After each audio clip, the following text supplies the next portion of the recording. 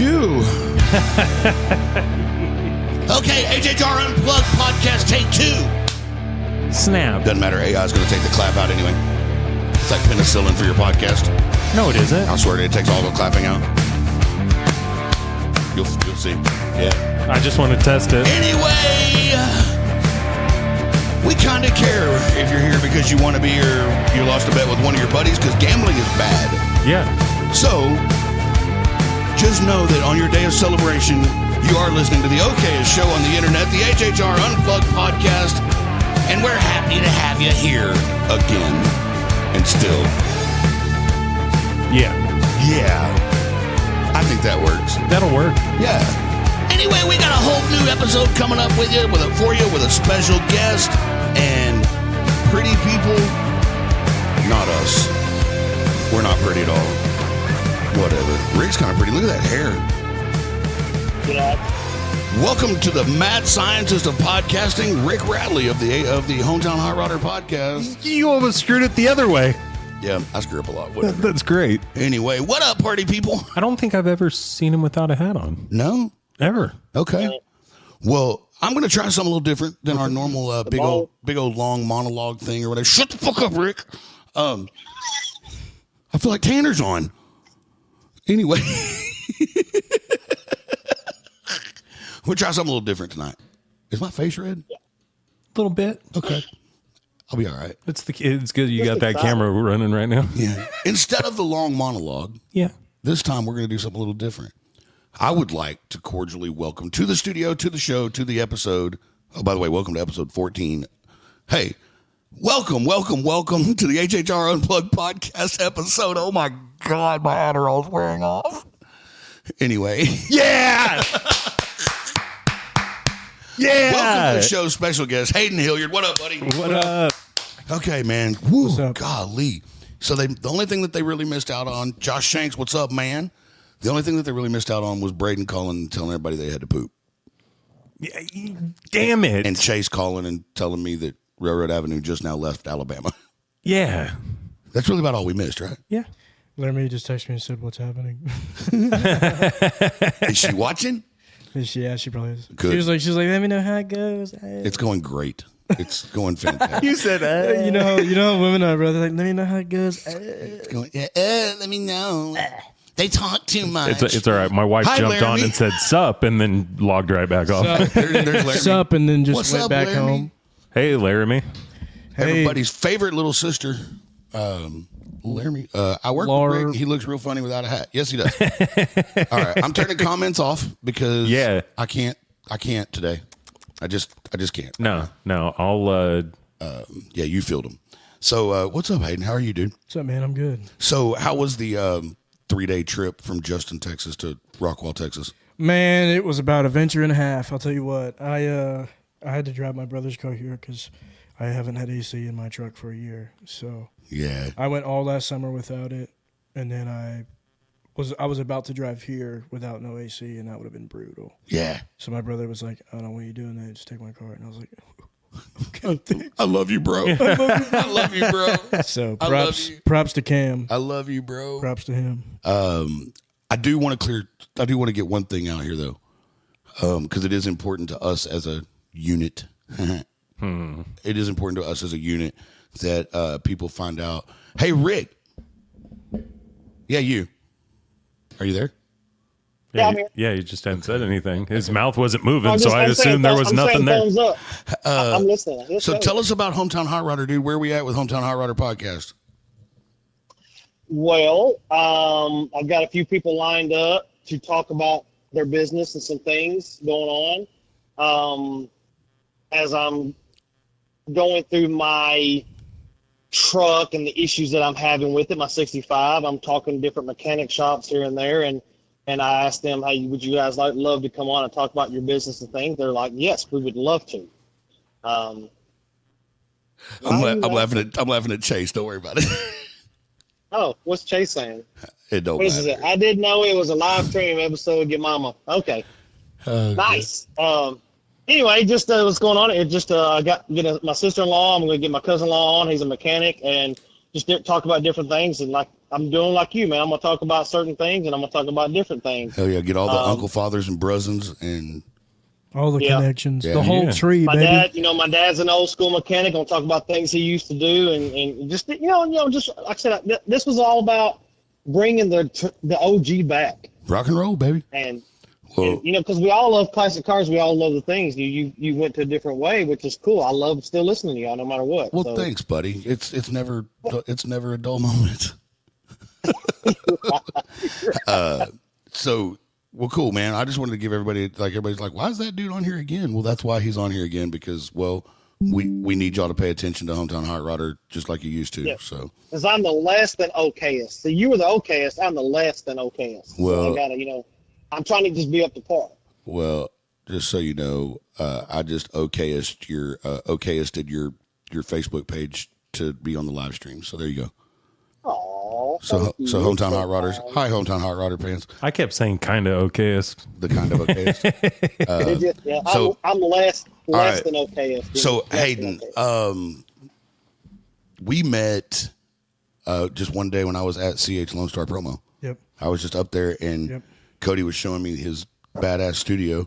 It was the day that the very first day I went. He gave me the tour or whatever, and there's this dude in the studio ripping it up and recording in the studio at CH Lone Star, and it was Hayden. Nice. And then, me, it's kind of that same thing that it was. I wish Braden was still here, because it's kind of that same thing when I met him. He's pooping. No, he wasn't pooping, but it was that same thing. I came back and I'm telling other people that know more than we do, right? Because we don't have a problem admitting that we're new to this and we're learning, and you know what I mean. Not new to the podcasting. We've always sucked at this. 4 years, we still suck, but it's okay. People like to watch us fall, or listen to us fall. But I was telling people, I'm like, man, this kid that I met at CH Lone Star Promo was a badass dude. Like, this kid could play. He impressed the shit out of me.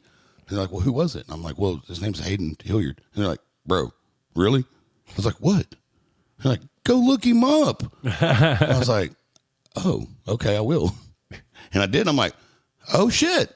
So, dude. That's flattering. Thank you. Congratulations, man. Thank you. That my point to that was that, dude, look, you got a lot of fans, man. It's flattering. There's a lot of people, and it's not that I'm not. I just didn't know. I guess for me, it's like I don't really pay attention to that stuff, and for me, it doesn't really feel like it sometimes. Because when I have, it's kind of weird. Like because I've played anywhere but around here for the past almost like few months, and those people don't know who I am. Right. And those are like the places that I thrive the most, is in front of people that have never played, that have never seen me before. I love that shit. Okay. I love it, because I can go out there and just be like, all right, you get what you get. And if you like it, you like it. If you don't, you don't. But I'm gonna make you like it, and you're gonna like it. So I do the same. I do the exact same thing. That's what I was telling That's you how guys. it's gonna go, so. That's what I was telling them as far as being on stage, like to do the MC stuff. Yeah, right? for sure. I don't know you people, so I'm either gonna make you laugh and have a good I think time. that's cool that you're doing that, though. Well, thanks, brother. That's Appreciate like that. I remember. I remember like when that used to be a thing. I listened to Stoney LaRue live at Billy Bob's. Yeah. Someone was like, Stoney LaRue, Yeah. and that was the dude before, like when I was like a younger cat, and I would listen to all these live albums that my dad would show me. Like I would always hear an MC just announce the band. Yeah. And that doesn't really happen anymore. Not unless it's like some crazy big dude or whatever. But Man, the way I saw it was we talked about it. Me and Chase talked about it. Me and Jimmy talked about it. Was like no genre. The only genre that has it anymore is hip hop. Yeah. Nobody has an MC anymore, right? And dude, I think it's super important. yeah, for sure. Because it went from people having their own MC to then the venue would have one. Like there'd be a house announcer, right? Well, then all of a sudden you just got people that think they need to sound like they're DJing at a strip club, right? All right, put your hands together for Hayden Hilliard, and then that's it. There's no more. That was the end of it. Yeah. Right. Like I'm telling people to put dollar bills in Braden's G-string the other night. Like I was having fun, man. And He's like, Laramie said, bringing MC back. That's what we're trying to do. Is that's kind of the point behind Hometown Entertainment Group. We decided to start this company to be able to help people start up podcasts, like and house podcasting, and we'll provide the hosting. We'll provide the technical assistance. I'm trying, Rick. I promise. You're good. We'll provide sponsors and advertisers. I do have some of those I need to share with you, Rick.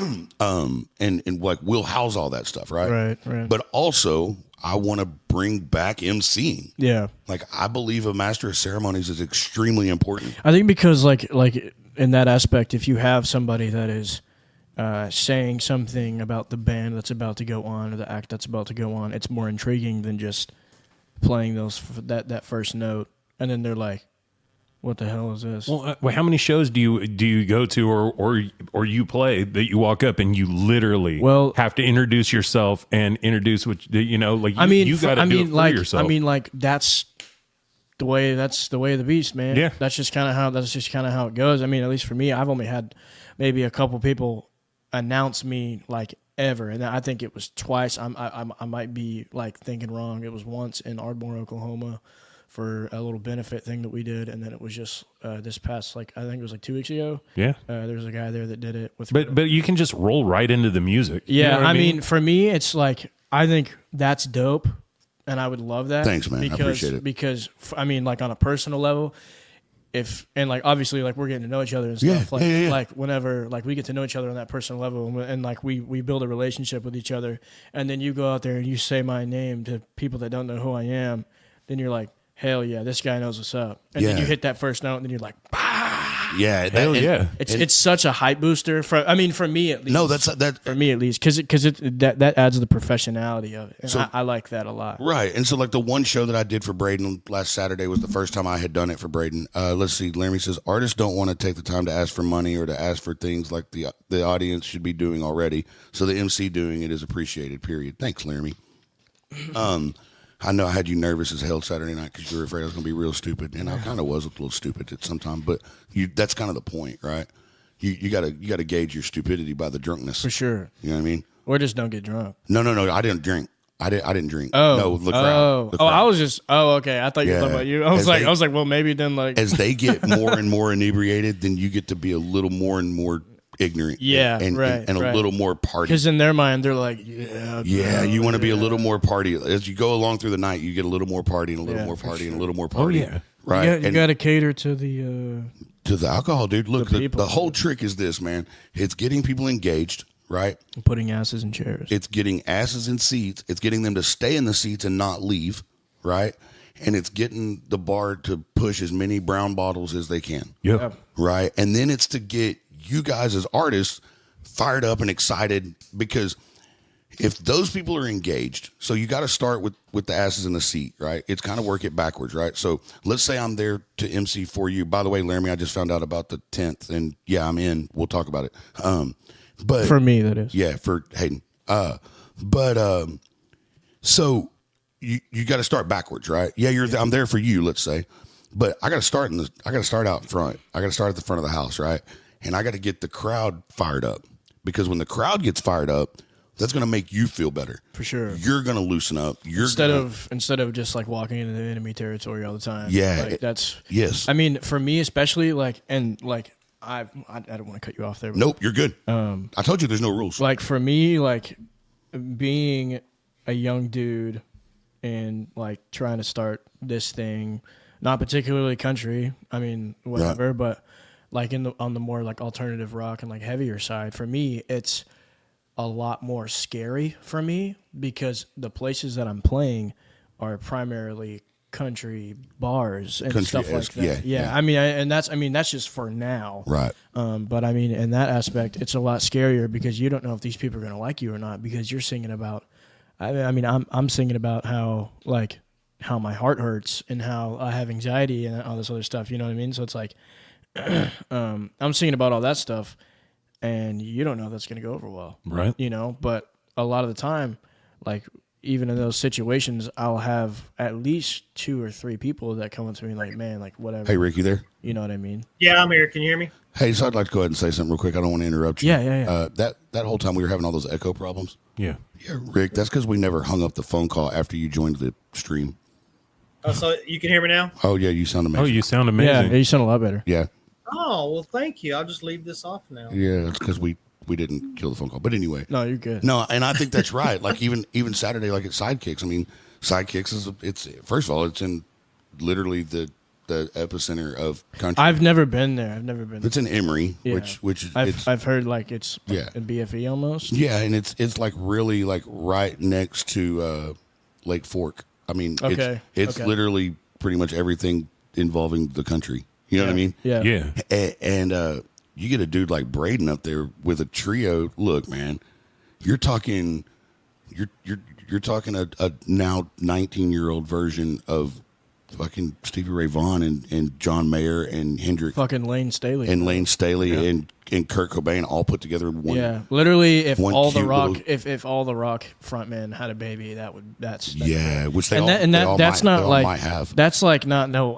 I mean, Woodstock had enough DNA to make one baby. Yeah. I mean, like that's not even like just to ride him or anything. It's just like he's a homie, and like me and Braden have been tight like since I don't really even remember when I first met him, but you like just like seeing him, like the way that he's doing things and stuff is super cool. And like, I think that he has a very bright future for sure. Cause I mean, the first time I heard him, I believe he was still 16.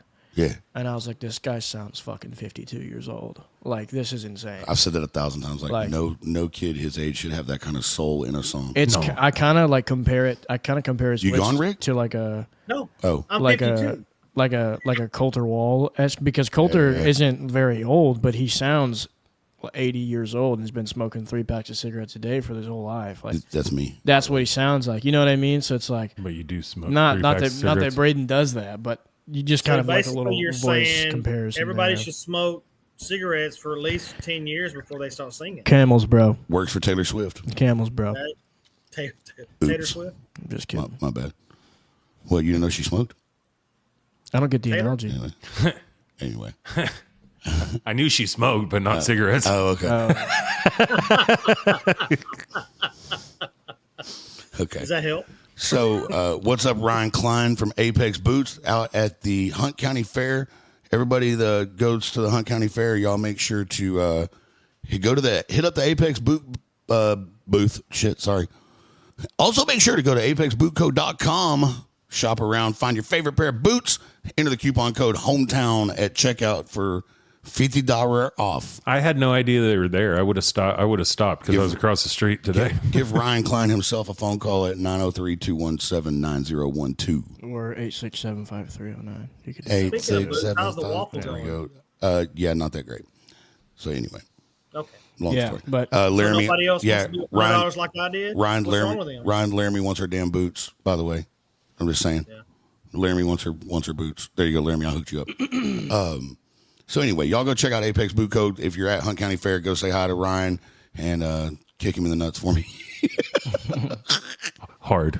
So all right. So anyway, I was listening to you, and by the way, thank you for agreeing with Laramie and for me to come in. Yeah, absolutely. I think it'll be a blast. Absolutely. And, I'm willing to try. You know, yeah. I'm kind of in my experimenting stage now with different folks. So the way it works, man, is like once the crowd gets wild, and then once you get fired up because the crowd's going wild, then your band's going to feel that energy off of you. Yeah, for sure. And everybody's going to play harder. Everybody's going to play louder. For sure. Dude, Braden and them did like they did 2 encores.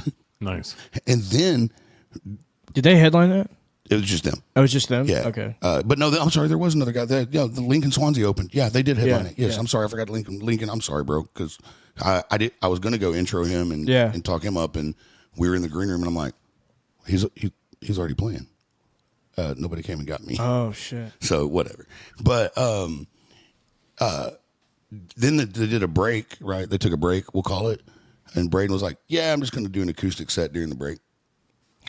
So he didn't do that, and that's when he just did he did a few songs like he did Last Dance with Mary Jane. Yeah. Well, in the middle of Last Dance with Mary Jane, he did a acoustic Braden version of Colt 45 and "Wanna Be a Baller." No, did you not hear him on the TikToks? Oh, dude. Did you see his cover of "Change" by Deftones? Yes. It's good. Yes, it was incredible. It's really good. I told him, I commented on his TikTok. I was like, bro, we got to do it. He was like, bad. And I was like, I'm for real. Right. I'm not shitting. Bro. So this TikTok that I did that says, Laramie Ryan says, come order your boots. This TikTok that I did where it said, who knew Braden Stewart was a rapper? Okay, listen to this. Singing them dirty rap songs. Stop and hit the ball like Cheech and Chong and silk tapes from here to Hong Kong. Sit roll my joint, pick out the seeds and stems, getting high as hell. Who thinks to do this? Skating on Braden. getting rims. Sit roll the 83 Cadillac Coupe de Ville. Well, if I tell you San Mercedes just don't sell, I bet my caddy will. Now get ready for this. All right, I got one more. It's the same key too, which is nice. Wanna be a baller. Shot collar, 20-inch blinds on the Impala. That's fucking rad, dude. Caller, I'm getting late tonight. Swisher old top got it sprayed by. We don't own the rights to this song. I don't care. I do. Brady, it's Braden's song. I know that. He's such a dude. He's such a dude, bro.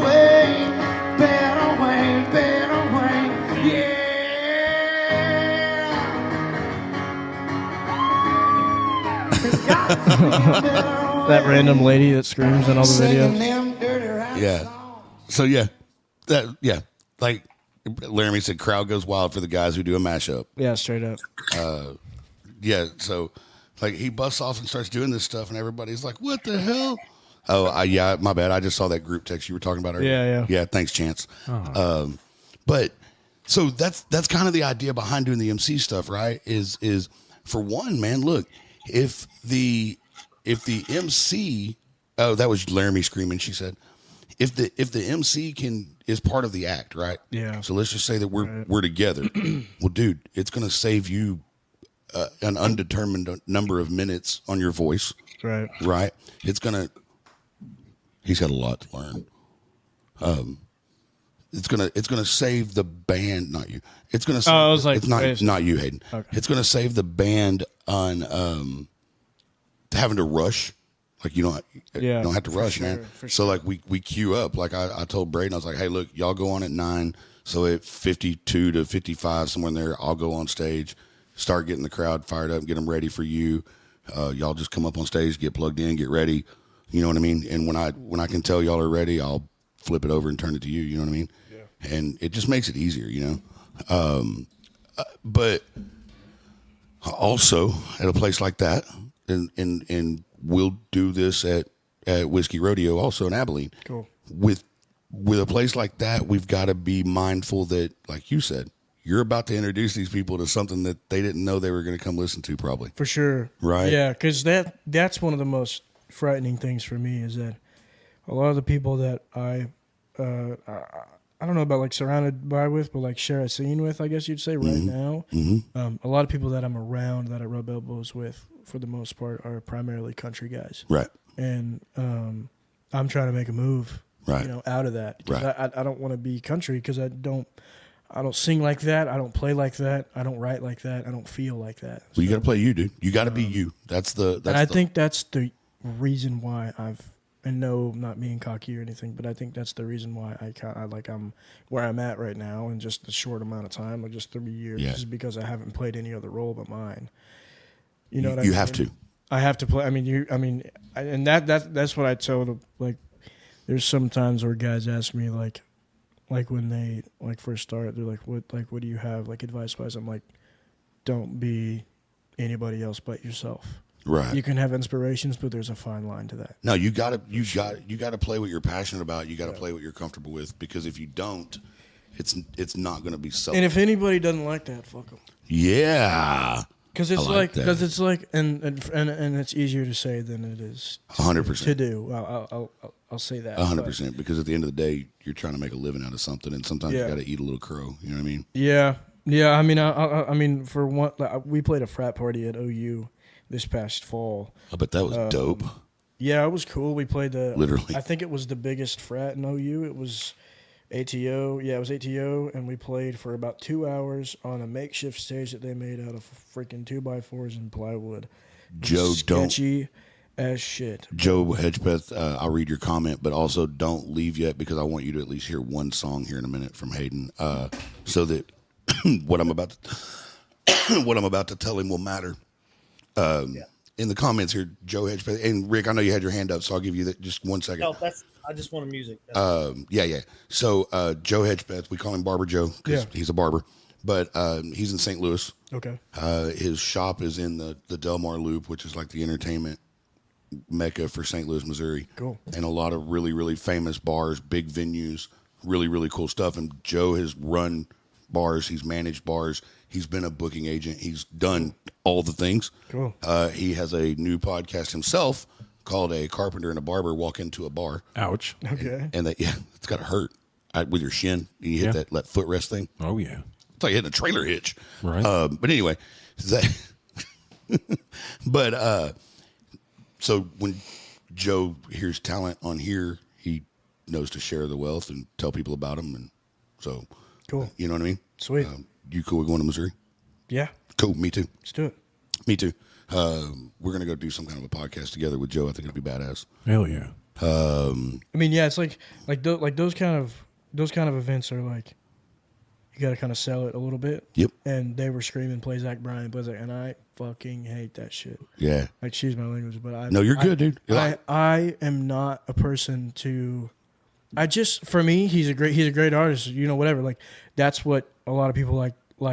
In the demographic that I've hit so far, they like that kind of music, which is perfectly fine. Right. But for me, it doesn't really sit with me because I can't really connect to it a lot. But and I'm not dogging on the guy at all, absolutely not. But for me, it's just not what I like to sing. Well, Joe says it's not taken as cocky, totally taken as you being honest. So yeah, and that's what I try to be open and honest about everything. And if people think I'm cocky, then whatever. Well, Chase does the same thing. Like at a bar, people will start screaming. Do you guys want me to play a song? I feel like you ready? Yeah. So, but I was going to ask you a question. Yeah. Okay. So, you brought up alternative rock. Yeah. Is that how you would classify yourself as of right now, or are you still trying to find that dead lane? Like, I would say yeah. Okay. Yeah, for sure. I think so. I mean, I haven't released any alternative music yet. So where do those alternative influences come from? I'd say Hot Mulligan is a big one for me. Okay. Trauma Ray, they're out of Fort Worth. They're pretty cool. I want to open for them real bad. They're really good. Slow Pulp is one of them. The Hotelier. There's so many. Tiger's Jaw. Modern Baseball. Free Throw. Well, the names have gotten weirder and weirder. I mean, bro, it's like, but like you think. It's like trying to name streets. Dude, there's a freaking band that I love called Mom Jeans. I like that. They're dope. And I kind of don't hate Mom Jeans either. They're dope. Like, it's like when I was coming up, there was a band that I absolutely loved, and it was called Boy Hits Car. Nice. They were kind of shitty. That's kind of catchy. They were kind of shitty, but the whole like how they meshed together made a fucking great fucking song. You know, like Ugly Kid Joe. Like one of their songs was "As You Watch the Sun Fuck the Ocean." Wow. If you think about it, when the sun sets in the ocean, it's fucking the ocean. But that's, that's one of their songs. Hot Mulligan does the same thing. It does the same thing. There's a song. There's a song called "There Was a Semi Fight on I-69." Okay. And it doesn't say shit about fighting on I-69. It's like the way that they title their songs is they come up with a sentence or a line or something, and they just put it on the title thing on the distributor and just upload it because they just don't believe in song titles, which is that's rad. That's not, and the bad part is if everybody did it, it wouldn't be as cool as one person doing it. Yeah, one band. Right. There's another one. There's another one that they have called Green Squirrel in Pretty Bad Shape. That was the first song. I'll give that song credit for throwing me into this alternative loop, because that song, I remember I was in welding class in my junior year of high school, and I listened to it, and I was like, I'm not going to listen to it. So here's my question, okay? Because I noticed, how old are you? 19. 19? Okay, so I noticed a lot of, dang it, I just lost my train of thought. A lot of older alternative and all that. What got you into that in the first place? I think because it's cool? I think no, I agree. I can because I feed off that, and I think it's just something where I'm very in touch with my emotions. I'm an emotional person, right. So it's like I feel everything at all the time. So I think it's one of the, and that's why they call it emo, because people feel it because it's emotional music. Right. Yeah, I get it because it comes from a place of emotion. Yep. Right. And I've like people say Blink-182s and stuff like that, but I didn't really listen to that stuff when I was 10 or when I was growing up until literally like this year. Okay. So like hearing that completely changed the trajectory of where I want to go and where I want to be and who I want to like. It was just a complete 360 of what I was doing before. So should we tell him? What's that? Because he just brought him up. That's the only reason I say that. Oh yeah. No, you for sure. So we're gonna go down to Austin. You're welcome. Does he not know about this either? No, he does. Okay. But I called it Austin. That's what I want you to call it. Because it's not wherever the fuck he says it is. We're gonna head down to Austin to Johnny Chop Customs at the hat right there. Okay. Johnny's a good friend of ours, and we are gonna record an episode inside the Blink-182 van from the Rockstar video. Nice. Yeah. Nice. And then the van will be at I was on Dickey's. TMZ, the TMZ one? Yeah. Nice. And then the van will be at Dickey's Arena when they play Dallas, and we're going to go to the show and hang out with them at the van and bullshit. Nice. Brian, where y'all going? When's the date for that? I don't remember. Sometime June. That hasn't passed yet. Yeah, June, I think. Sometime that's not right now. I think it's in June, Rick. I'll have to find out. Joe said they had a band at Creepy Crawl play that was called Shat. Yes. That's pretty bold, man. Yeah. So, all right, well, what are we doing? Are we gonna cover something alternative to prove yourself, or are we gonna do an original? I don't think I need to prove shit. I just sing you one of my songs. That's what I'm talking about. I fucking love you, dude. That's all I had to hear. Yeah, I'm just singing one of my songs. I fucking love you. While he's getting ready and getting plugged in and stuff, I'm gonna mute that channel. Oh, it's already muted. Yeah. Wow. Fuck. What'd you do? Shocked myself. Shocked yourself? Yeah, that's probably not that safe. God. At least you didn't shat yourself. Yeah, no kidding, dude. So while he's getting plugged in, I want to point out to everybody, because I did this on the one before we reset. Oh, the one where Braden said he was going to go take a shit. I am wearing the all new HHR Unplugged T-shirt right here, the black version. We got them in gray and in black. So check it out. There's a post on Facebook that shows the front and the back. Hey Brian, can I get that navy blue one you got on? Yeah, no. Sorry. Hey, I'll trade you a hat for a shirt. No, I'm not trading shit. They're for sale for $25 a piece, and people don't want them. We'll get a Sharpie and draw yourself one. You like that?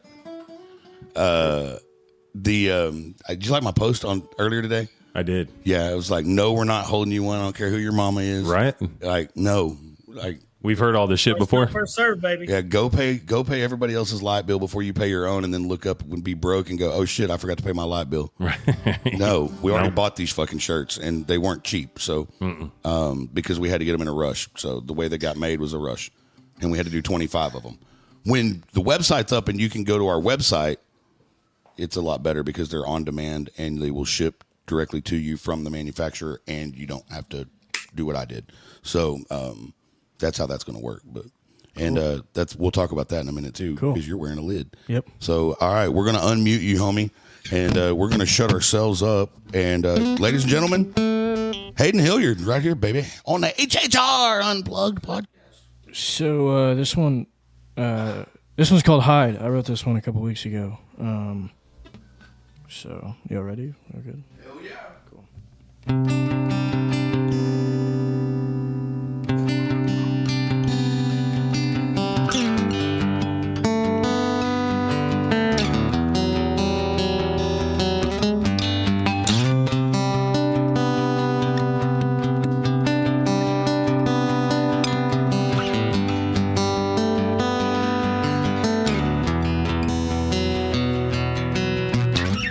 I'm trying to see right through you. I'm too high off the ground.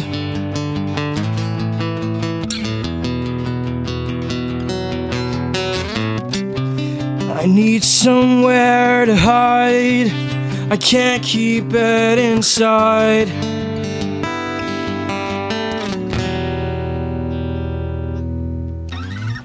Wish you tried to fix all this.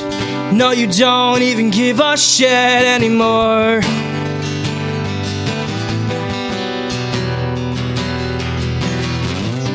I wish you tried to fix all this. No, you don't even mention it this time. Oh, this time. I think I'm going insane. So much going on in my brain. It doesn't fucking matter if I ever see you again. We're not friends, we're more like enemies. You tried to take it away from me, no. Not this time. You are the hell inside of me. You are all my anxiety. Many emotions from parental dosage, trying to find what's wrong with me. Wish you tried to fix all this. No, you don't even give a shit anymore.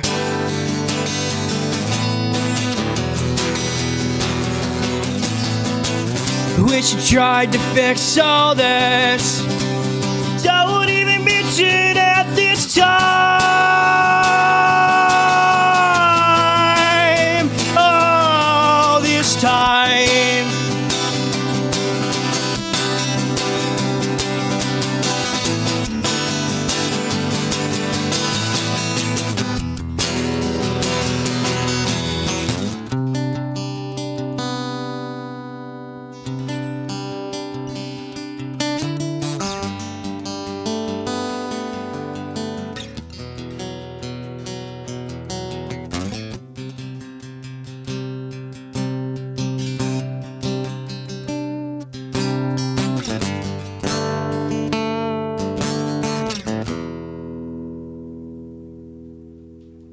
Damn it.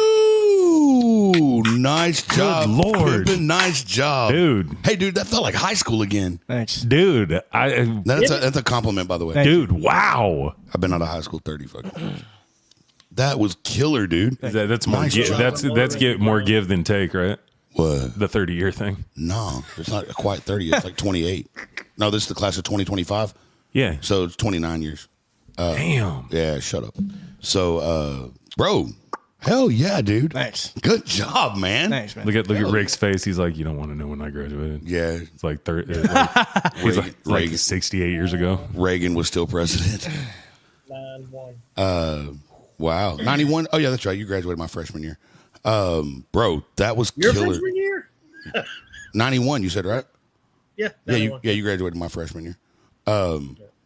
So, but anyway, I was by like the way, 12. shout out to Mike Aiken, Specialized Plumbing Solutions, right here on the stream, on the stream. Water plumbers, get it? Yeah, I see that. I like that. Water shit. plumbers. My bad. That's what I meant to do. Anyway, hey, Joe Hedgepeth said, "Good job, little homie." Cool. Thanks, bro. Hell yeah, dude. Appreciate it, Joe. Yeah, that's badass, man. That's so. Laramie said she was born in 91. I was born in 04. How about that? I love it. I love it. Take that, boys. That's weird. My oldest daughter was born in 96. Oddly enough, same year I graduated high school. Good Lord. Damn, Larry, you're old. Yeah. Joe Hedgepeth, class of 88. Yeah. We're all pretty Brian. good. Yes, sir. Would love to have him for the cookout at the house. Oh. What we talked about. Cool. Yeah, that's a pretty big deal. Like, we're actually putting together something kind of cool at Rick's place. Cool. It's going to be like that almost sounded weird. Yeah, he's like, you're legal age. It's an intimate setting. Yeah. Not like Brezins. Yeah, it's Yeah, not. intimate setting. Yeah, it's not like a one of them parties or whatever. Yeah, you don't have to leave your clothes and the pineapple in front. Yeah, it's Because I've got guys that love music, have people that love music like that. yeah. I mean, it's Laramie says something- she's the queen of private parties. FYI, Oh, what? she really is. Yeah, not many people. Not many people. You got to think of my background, man. That was a whole different private party that went to my head. Not many people. Not many people can put a stripper pole into the trunk of a Kia Optima. Oh my god. That's funny. All right, I'm trying to figure out where to place that song. That song. It struck a familiarity nerve in my head. Like, that make sense? No, I get it. I'm just trying to think of who it is. It kind of did have a blink sound to it. It had the what's that? Not that it was that. Right. This is a good thing. What I'm getting at. I hear you saying. I get that a lot. I get that I'm like a Tom DeLonge a lot.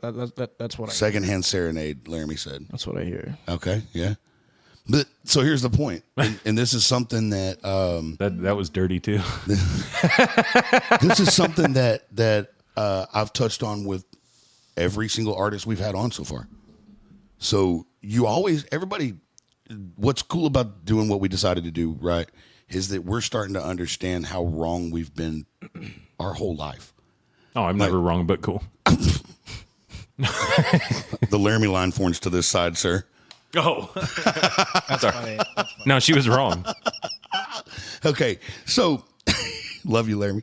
So you always go through listening to music, right? We've grown up like, that dude sounds just like that dude. That dude sounds identical to this. This guy right here, he's just trying to be this guy, and right? Holy shit, that guy sounds like this girl over here. You know what I mean? Like we've all been guilty of it. Everybody, everybody does. You try to compare everybody to everybody. But you know what's weird? What's that? Every single artist we've had in here, if I hear their voice on the radio or on the internet or on a stage or something now, I can hear them and know who they are.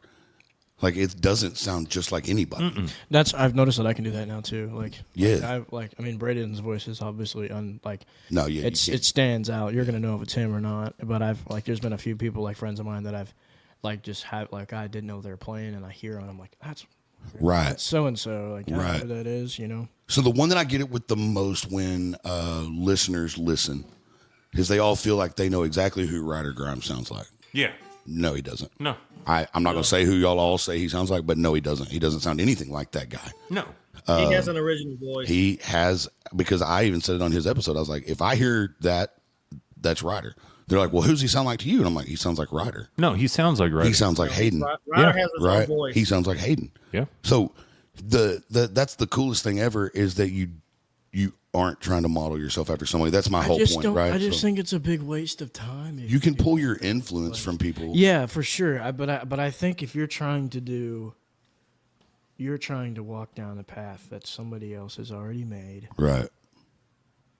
You're not going to be able to have the information and all the hardships and everything else that you're going to need to withstand it whenever you get to that point, if you get to that point. Shoo. Because the hardship. Hold on, you got to remember what you just said because we got to do this. Yeah.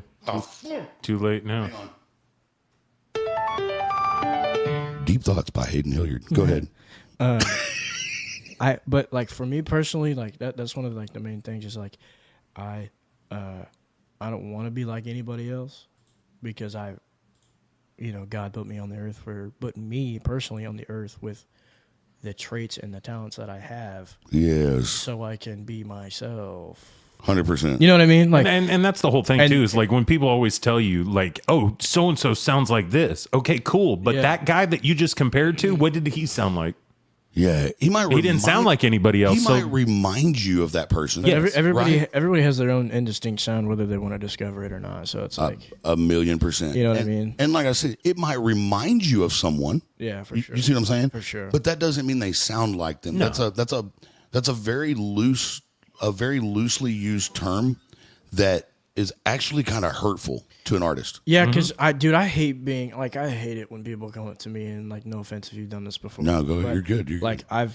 Not you. I'm talking about just like the people that are watching if they've came to a show or whatever. But I artists do not enjoy it whenever somebody comes up to them and they're like, "Oh, you sound like this guy," and you're like, "Eat dicks." Yeah, like, yeah. Are you kidding me? Yeah, yes. Like, you know what I mean? Like, thanks. Yes. I don't sound like me. Now you're making me feel like shit. I love the attitude, Hayden. And it's not like me being mean or anything. It's just like, bro, like you like, and but also I have to give a little bit of grace for these people too because they don't know what's going on. No. Right. You know, and that's fine. Like being a fan is dope. I was a fan for 16 years of my life until I started doing this. I'm still a fan of people. Oh yeah. But like, if you expect other people to support you, you're going to support. And I'm not saying that I haven't done that either. Yeah. I've done it too. I'll be like, oh man, like you remind me of like this guy, whatever. But then in the moment, I'm like, after that, I'm like, fuck, I probably shouldn't. God damn, I should eat a dick now. Yeah. Jimmy, easy. Yeah, easy. it's anybody got any salt? it's like sometimes like when that happens, I'm just like, well, I probably should have shut up a little bit, because. I've said that to a few people, and I'm like, oh, man, you sound like this guy, whatever, bye. And then they're like, cool, bro, fuck off. Like, no, believe me. And it's like, I'm like, I don't want to do that to anybody. But I think... Because I don't like it when it's done to me. But I think that all that is it's a relearn. It's a mental reset and a relearn, is that we're not... I don't think most people are trying to say that as a jab. There's when they say you sound like they're not trying to be offensive with it either. They're just like, oh, this is what you remind me. People don't always understand the importance of the words they use. That is very true, Tori. Yeah. But what you meant to say was you remind me of right.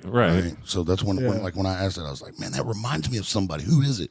It kind of has a. But that's a lot different than walking up to somebody and being like, yo, you sound just like this guy. Yeah, like, wow, dude, in another couple years, you might go ahead and nail that Blink-182 sound. Right? See? Yeah. See, that's like, a different feel, right? And then I'm like... Eat shit, I'm like, trying bro, to are you... Here's a quick thought. There's other bands out there than just Blink-182. Go ahead. Go ahead, man. Quick thought. Yeah. Hayden, all these music shows, Voice and all that, they sing other people's music, but they do it in their own way. For sure. For sure. 100%, man. That's why people dig that. Your way. Joe Hedgepeth. Man. Whether you sound like the 90s, who cares? We like the 90s music. Yep. We like alternative. We like rock. We like country. You sing it your way. For sure.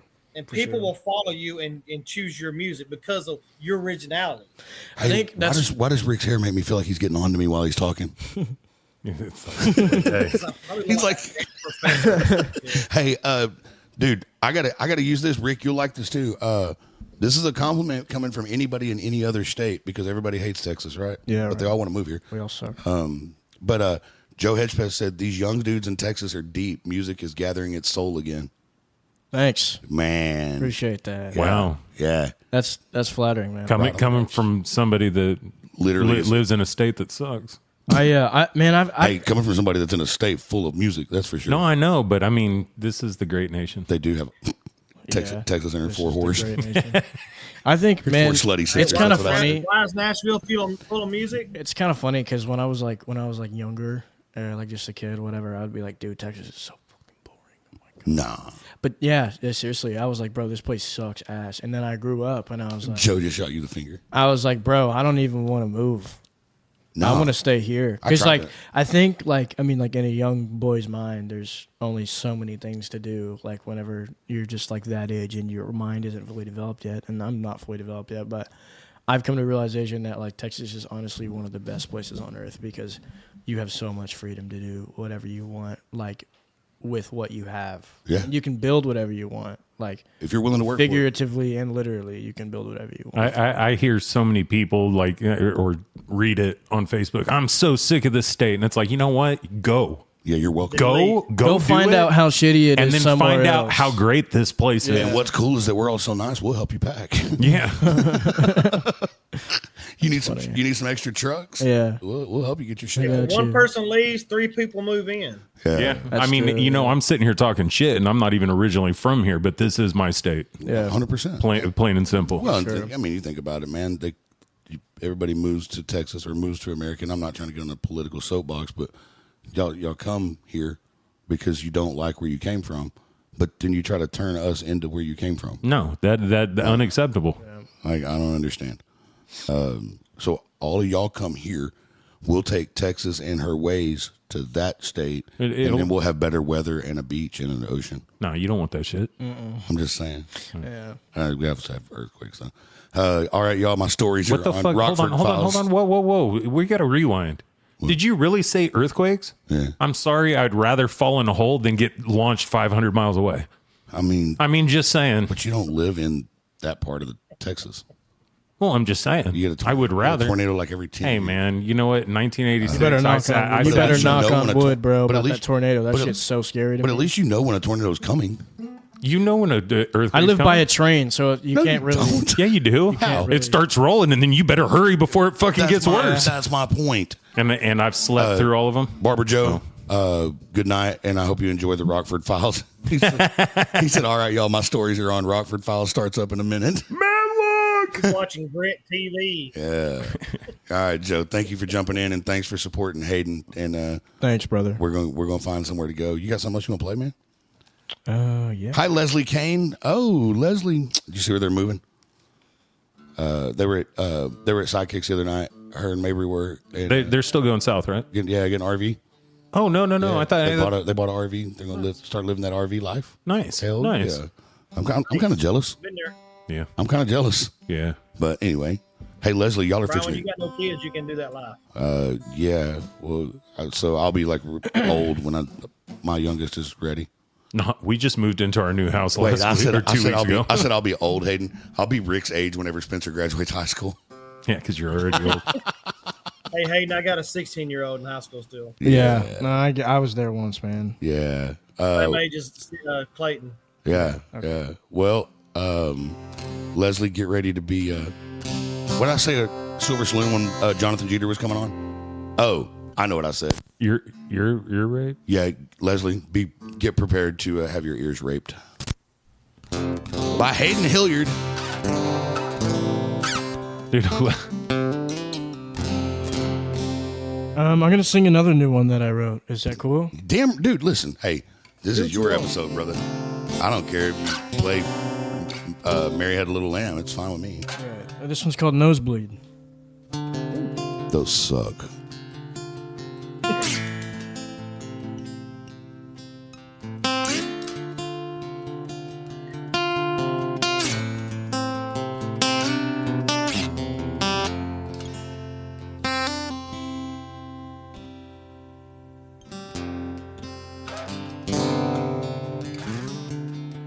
You know what you're made of.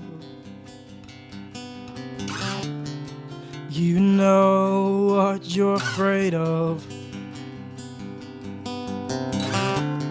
What would you do if you weren't that way?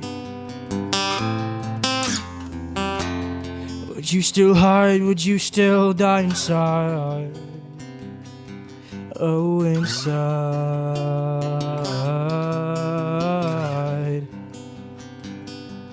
Oh, inside.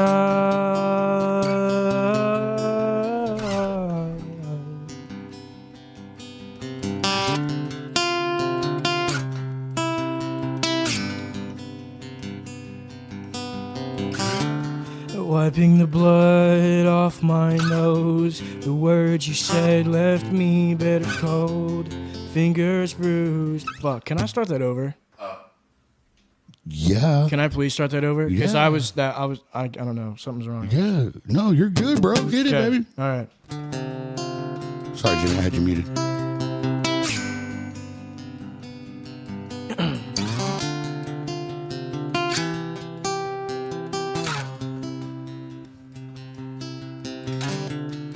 You know what you're made of. You know what you're afraid of. What would you do if you weren't that way? Would you still hide? Would you still die inside? Oh, inside.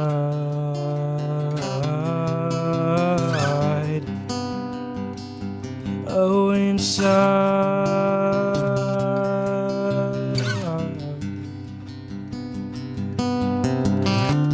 Crying on the floor in our kitchen. Something's wrong and something's missing. I don't know what to do anymore. If you wanna leave, then there's the door.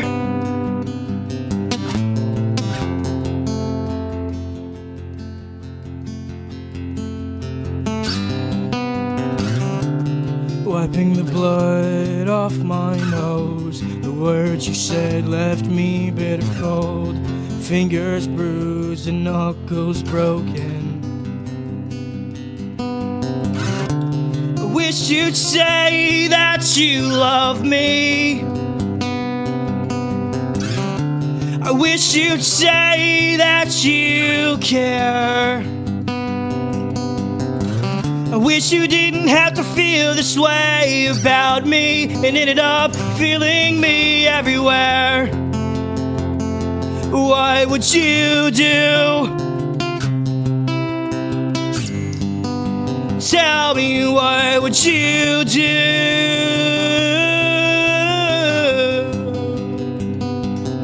Oh.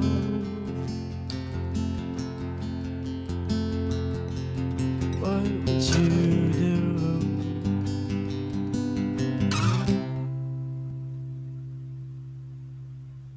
What would you do if you weren't afraid? Would you stop hiding and start running to better days? Would you stop cutting and bleeding all over your skin? Would you start believing? Would you start to feel like yourself again? Please tell me I'm your only friend. Promise I'll be here till the very end.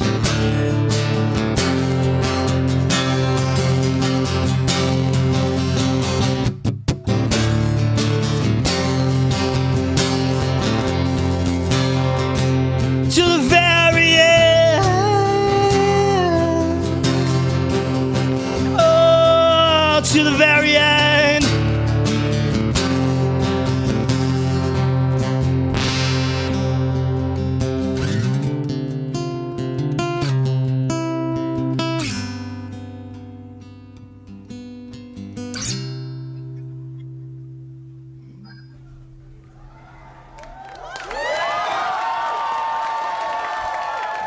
Wow.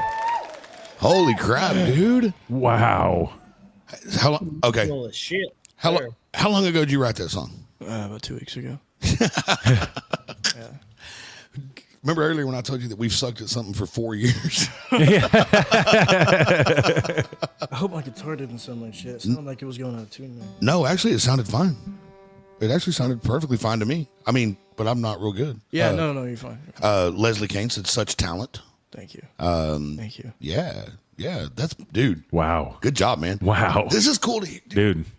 So, by the way, real quick, I do have to make one quick mention because I promised I would. In case anybody hadn't noticed in the top right corner of the screen, this episode is brought to you by CH Lone Star Promo, of which that's where Hayden and I met. And do you actually work there too? Yeah, kind of like off and on. Like I just kind of help out with whatever. Cody Hogan is such a good person, dude. Yeah, bro, he's killer. He's such a good dude. He's a good guy. He works his ass off too. Yes, he does. Which I think he should maybe spare himself for a little bit more couch time. But yeah, he's a good dude. He's helped me out for sure. Yeah, he's not gonna. He's not gonna. He's not. He's a workaholic, bro. Just how he goes. And I'll put it this way too.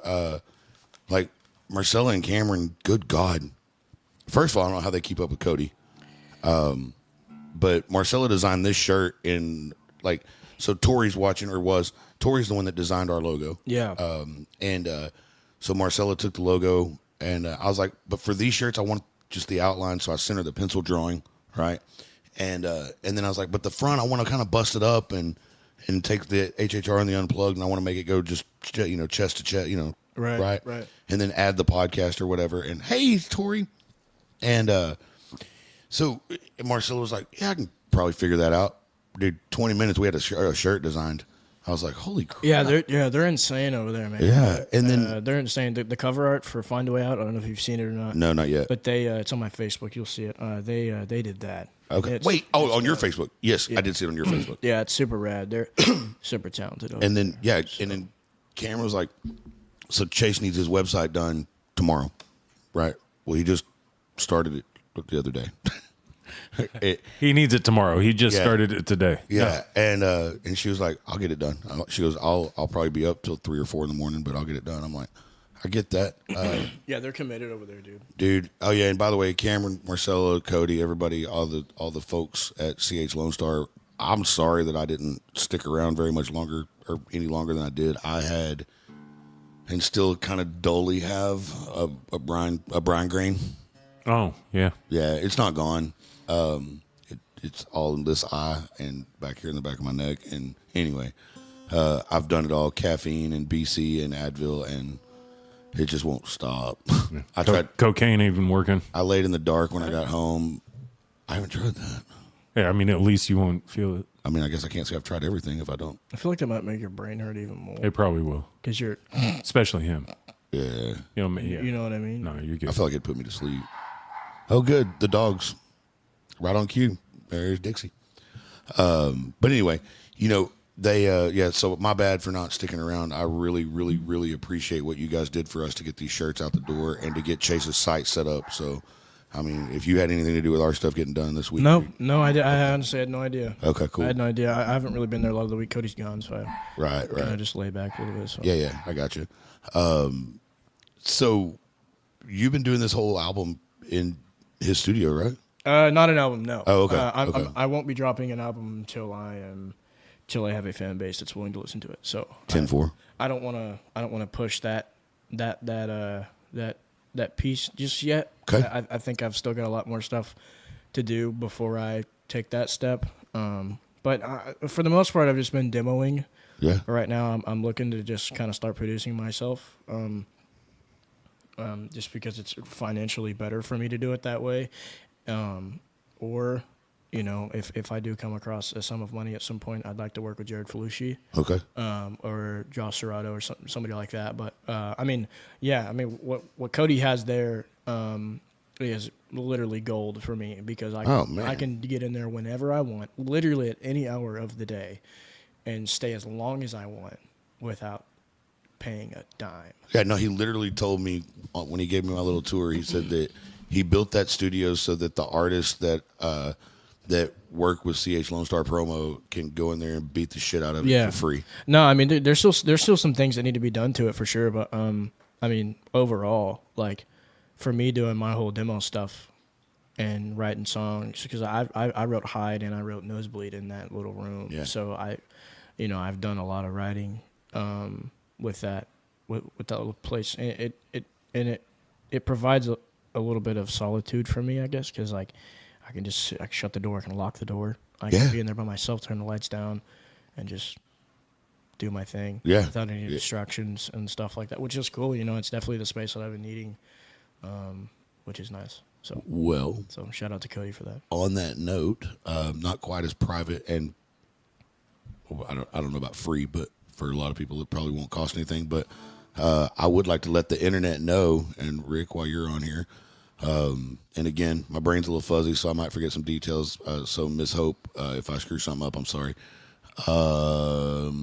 Tuesday, the 30th. Yeah, Tuesday. Chase and I are going over to Forney to let me show him what is probably going to become the home of Hometown Entertainment Group. Downtown Forney Granaries area, Rick. You know where the old granary area is downtown? And they kind of turned some of that into like some little shops and malls and stuff. There's Back Porch Candles, which is Jared Jackson's wife's mom. It's Jared Jackson's mother-in-law's business.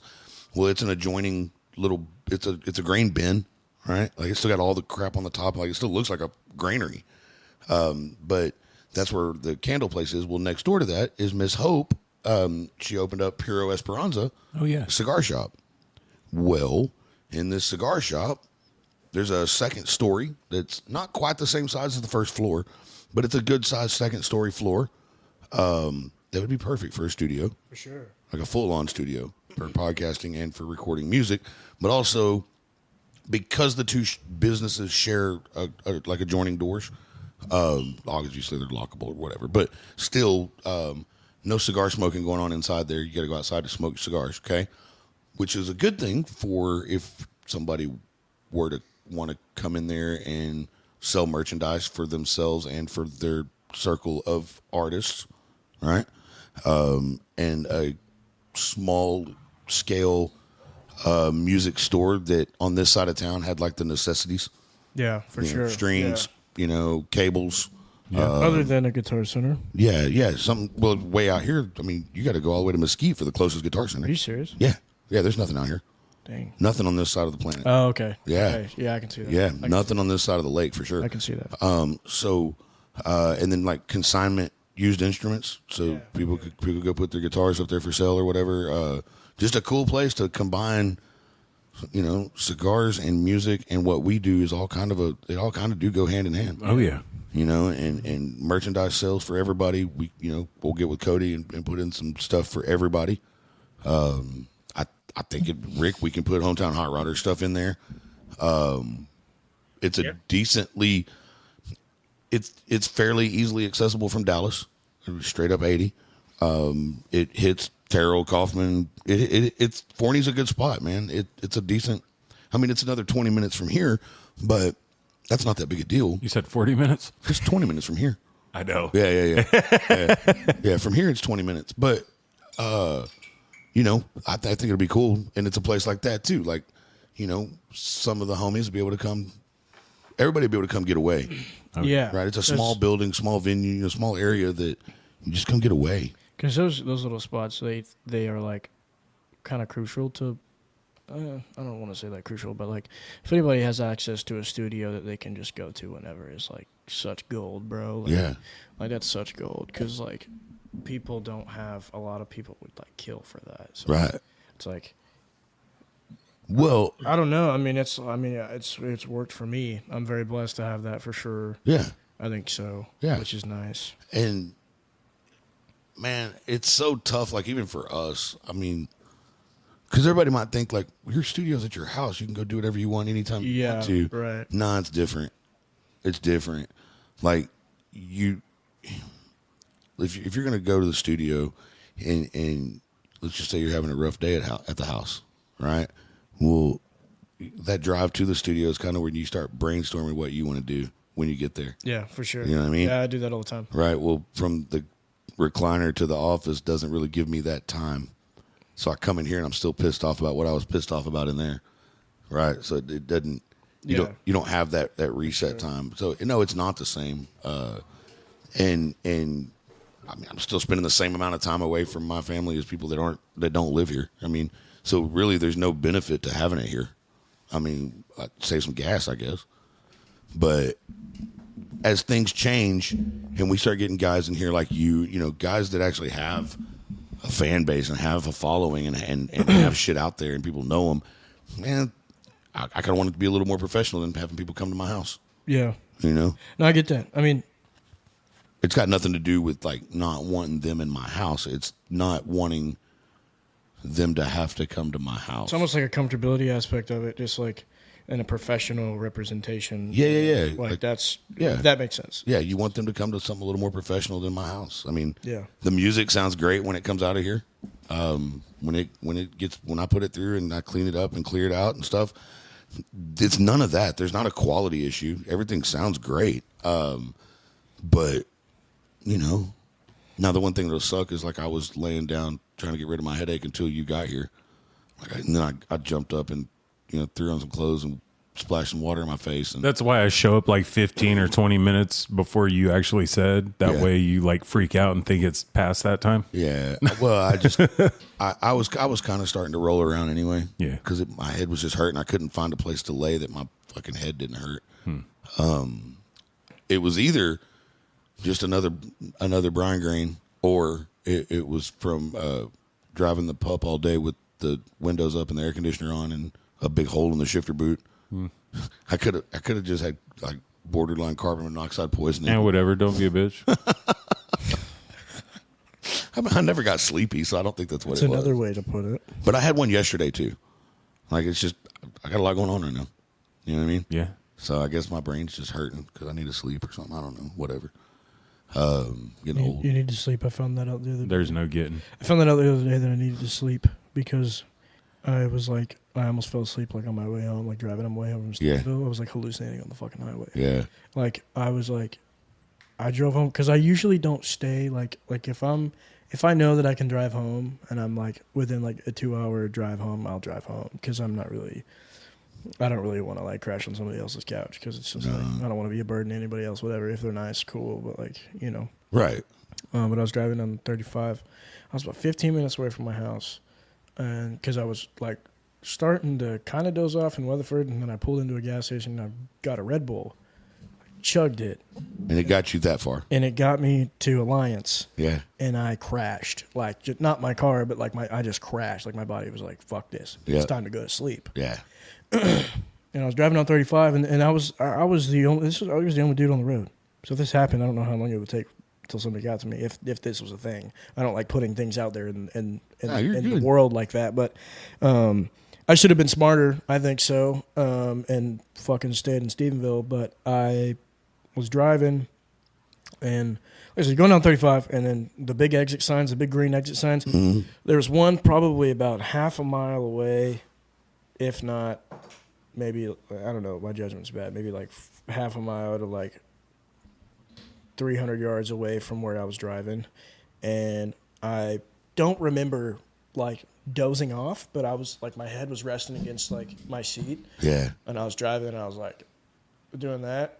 And then for whatever reason, the exit signs, it looked like one of those cranes with the two tank wheels under it. I don't know what they're called, but it's got a big arm. It's it's some kind of like a backhoe or something, like that. Yeah. But it looked like it was coming straight towards me. Track hoe. It looked like the arm of it was coming straight towards me, and it was like a green. It was a green one because of the signs, and I thought it was one of those arms coming straight towards me. You were sleepy. Oh, dude, and yeah. I fucking slammed on my brakes and I slid for about 25, 30 feet maybe, if I was to guess, and I was like. And I stopped in the middle of the highway. I was going like 80 something, and I was like, "Bro, you need to wake up. Yeah, you need to wake the fuck up because you could die. Like you could have died just then. Like that scared the shit. That scared the shit out of me. Yeah. I've gotten tired. I haven't gone that far because Dude, is that bad? I used to. Is that like really bad? No. That's fine. I used to do a lot of mushrooms, so I mean, I usually saw. No, I've never done that. I'm just kidding. But I've driven down the highway and like on the sides of the road, they've got the lights. For the the stoplights, and all of a sudden it turns red, and I start slowing down on the highway, and I'm like, I get up, what the fuck am I doing? Start driving, everybody's flying past me. Oh, it's on the service road. Yeah. Oh yeah, I've done that quite. Dude, that was that was pretty scary for me. I was like, damn, that could have been. So Hayden, really... how many hours were you up? Well, I had just got off the road with Sam Riggs, so so. The weekend of the same, like no, well, okay. So it was on a Wednesday. That previous weekend, we left. We went to Midland on Thursday. Drove to Midland, drove to Albuquerque, drove to Lubbock, and then drove home on Sunday. Wow. And then I've been up 36 hours. I mean I slept in between them, but. It wasn't quality sleep. It wasn't like great sleep, but like that I don't know. I guess like I was tired for a good week after that. I didn't realize how bad that kicked my ass. We've gotten so busy and things. I rode a hurricane in Hallsville, South Texas. Okay. Yeah. Drove up here to Dallas and then flew to Denver. 36 hours straight up. Couldn't sleep. I mean, just. I know how you feel. Things have been so different and wild and crazy for us that, like, nowadays my sleep schedule is like 1 to 3 hours whenever I get a chance. That's ridiculous, man. I mean, it just, we're trying to build so much at one time. You know what I mean? Like I said, you give yourself time to sleep, bro. Like I got home at 6 or whatever, and I slept till 8:30. Brooke woke me up. It must not have been 8:30 because she was already been gone. I don't know. Might have been 8.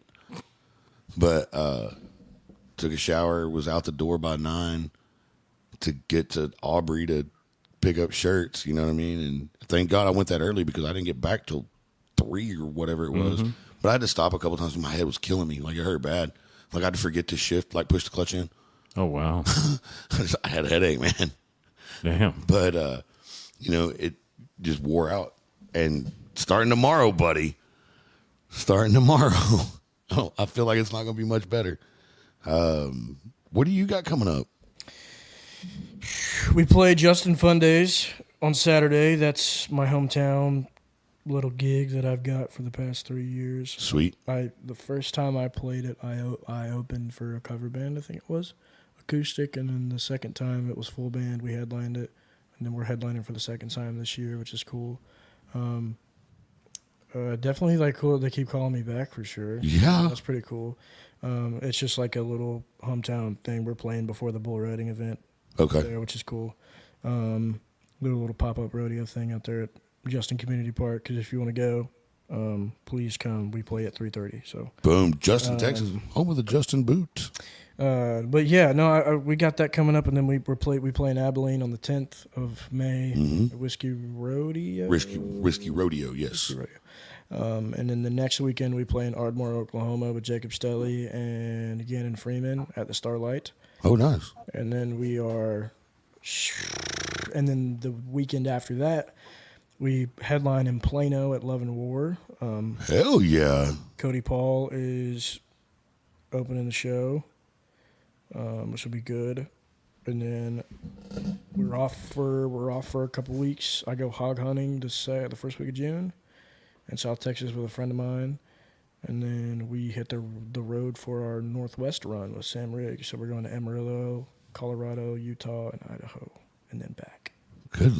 Yeah. So if I fall asleep after a 3-day run going 15 hours, this is a 21-hour drive. So you need a driver. No shit, dude. Well, I mean, good thing I got my band. We all kind of switch out with each other, so that's a good thing. Oh, that's a bonus then. Yeah, and I mean, I was kind of ignorant though. I drove most of the way because I was like, yeah, I'm the front man, I'm the boss, I should drive. No, probably shouldn't do that. Nope, because I'm already doing a lot as it is. Handling the venue and making sure we got meals, and because I don't have a tour manager right now. Because then you need a driver. I don't need I don't need that. Or just look at one of your band members and go, you know what? Designated. Yeah, bro. You drive, I've done everything else. You're the driver. But sometimes I just think like it's kind of rude to I don't know. I think I'm too nice sometimes, but I will tell you, if I go a long distant drive, like if I drive from here to California, I'm not going to let anyone else drive, and I'm going to drive straight through. I'll do 22, 24 hours. It don't matter to me. But yeah, we're all going to switch out and stuff like that. I mean, the closest thing to a tour manager is my girlfriend because she runs merch and she kind of helps out with different things, getting us there on time, whatever. So she's kind of not like a designated whatever. But I don't have a tour manager yet. I don't think I need that quite yet. I don't think I'm in that position yet. But whenever I do get to a point to where I'm selling enough tickets and there's just, the load is too heavy, I guess so to speak, then I can kind of lend that off to somebody else at some point. But right now I'm not ready for it. So right. Because I had one before, but it just didn't work. It just wasn't a thing. I was in over my head. I was like, yeah, I need a tour manager. No, I didn't need a tour manager. Hayden needs to be the guy that goes through everything. Because why would I have somebody to do my job? Well, off the stage, you know what I mean? Like, yeah, I get it. You know what I mean? Like, I get it, but once you get to a certain point, you kind of need to because you still got to leave. Yeah, no, I'm saying creativity time too. I'm saying like in the now. Yeah. Like this little stage that I'm in right now. Like I think it's because I want to learn about what I'm doing. I want to learn. For sure. I want to learn how things go and like what's really going on. That way, when I get to that point of needing somebody else to do the thing that I was doing before, then I'll know when they're fucking up. So either that, and be money well spent too. Yes, exactly. I don't want anybody to be controlling my money. That's not a. I don't think that's a very smart thing. Don't get married. Yeah. Just saying. Yeah. I didn't say that. I get it. I'm sorry to your girlfriend. I didn't mean. No, I get it, man. If she's watching, I'm kidding. No, she's actually on her way to a venue. She's gonna go take pictures for a band tonight. So right on. Yeah. Hell yeah. So you do have quite a bit coming up. Yeah, man. This is gonna be the biggest year of my life. All right. Couple of the regular old questions that we have to just find out about, guys. Yeah. First of all, first concert. We didn't even stay the whole time. Okay. Whiskey Myers. Okay. All right. And we didn't stay the whole time because my parents decided to bring my little brother. Yeah. And he didn't want to stand for an hour or however long it was. I don't remember.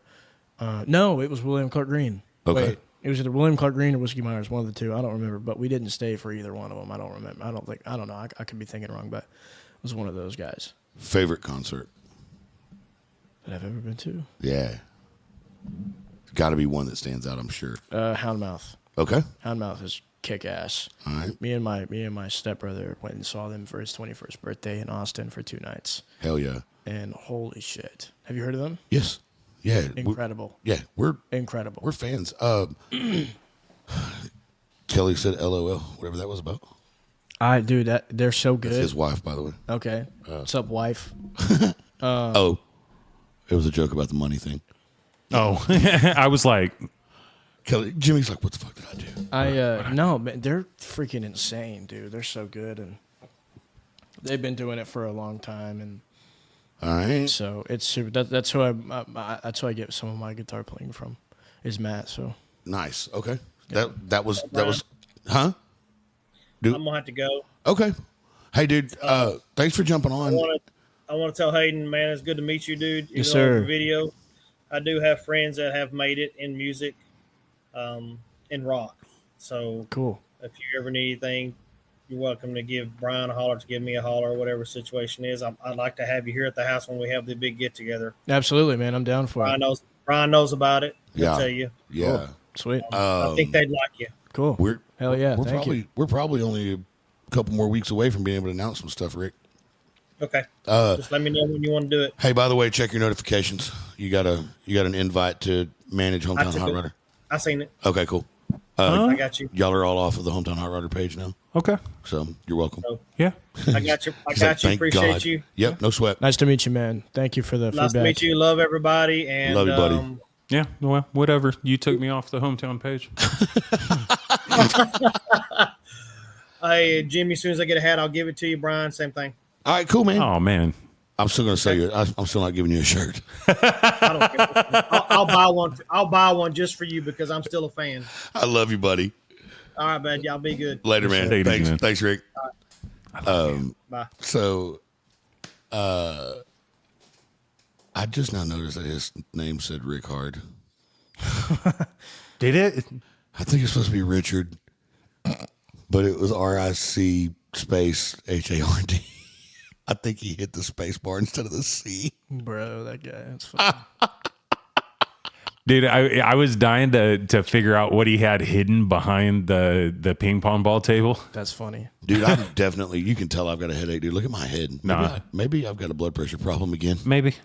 Oh, I mean, are you taking your blood pressure medicine?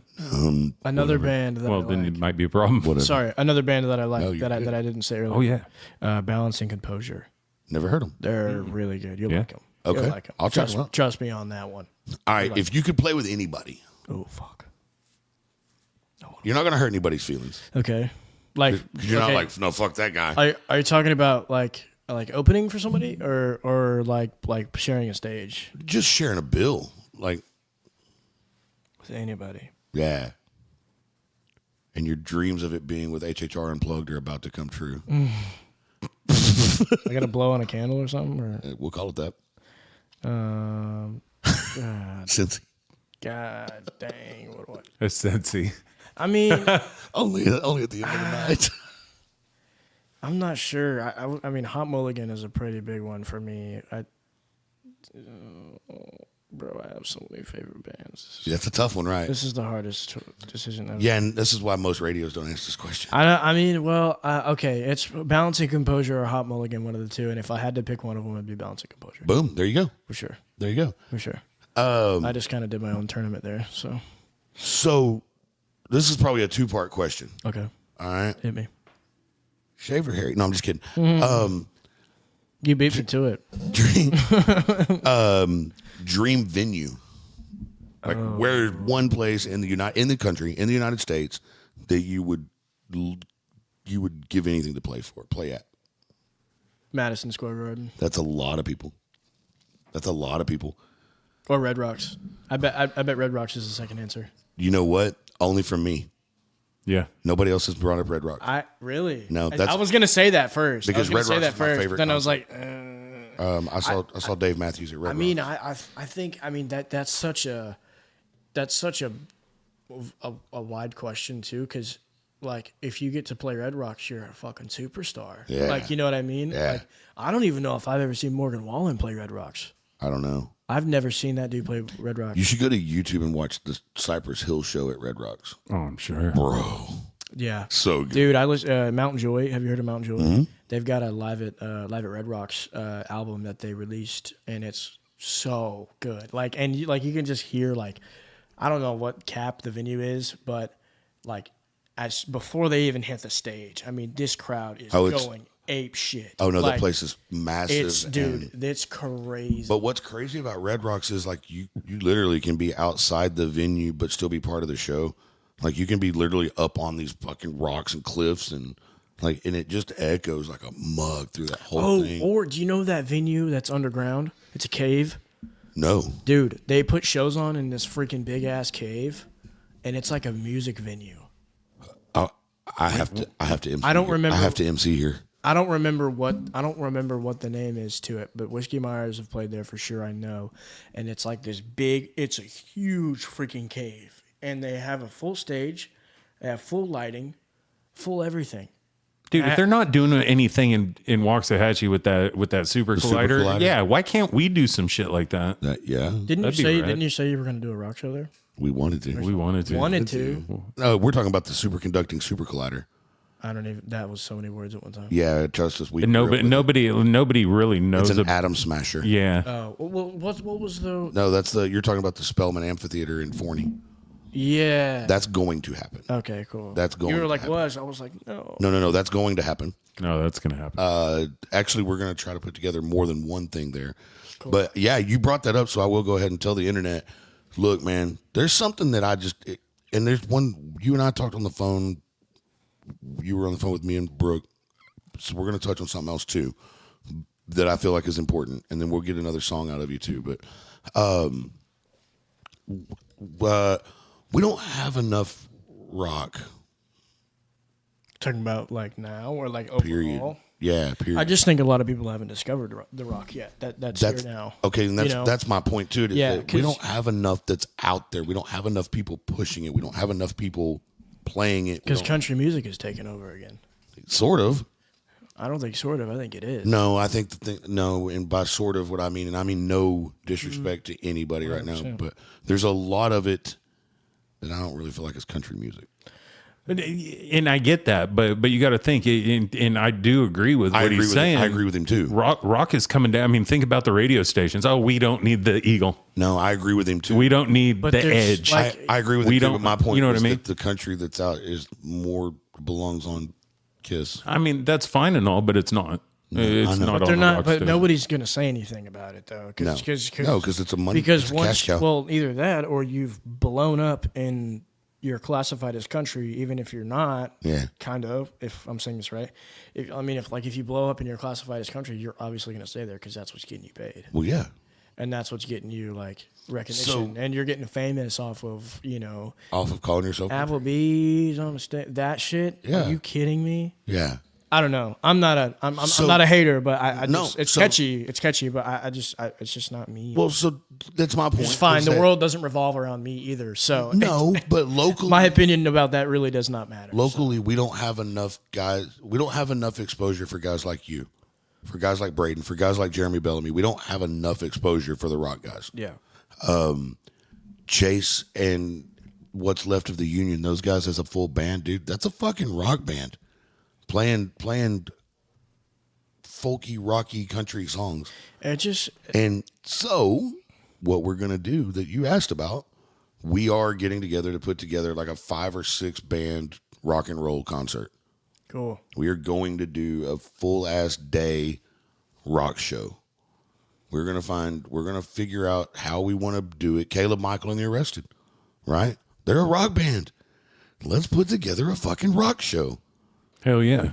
I'm down. Not like crazy heavy, like, you know what I mean? Like, yeah.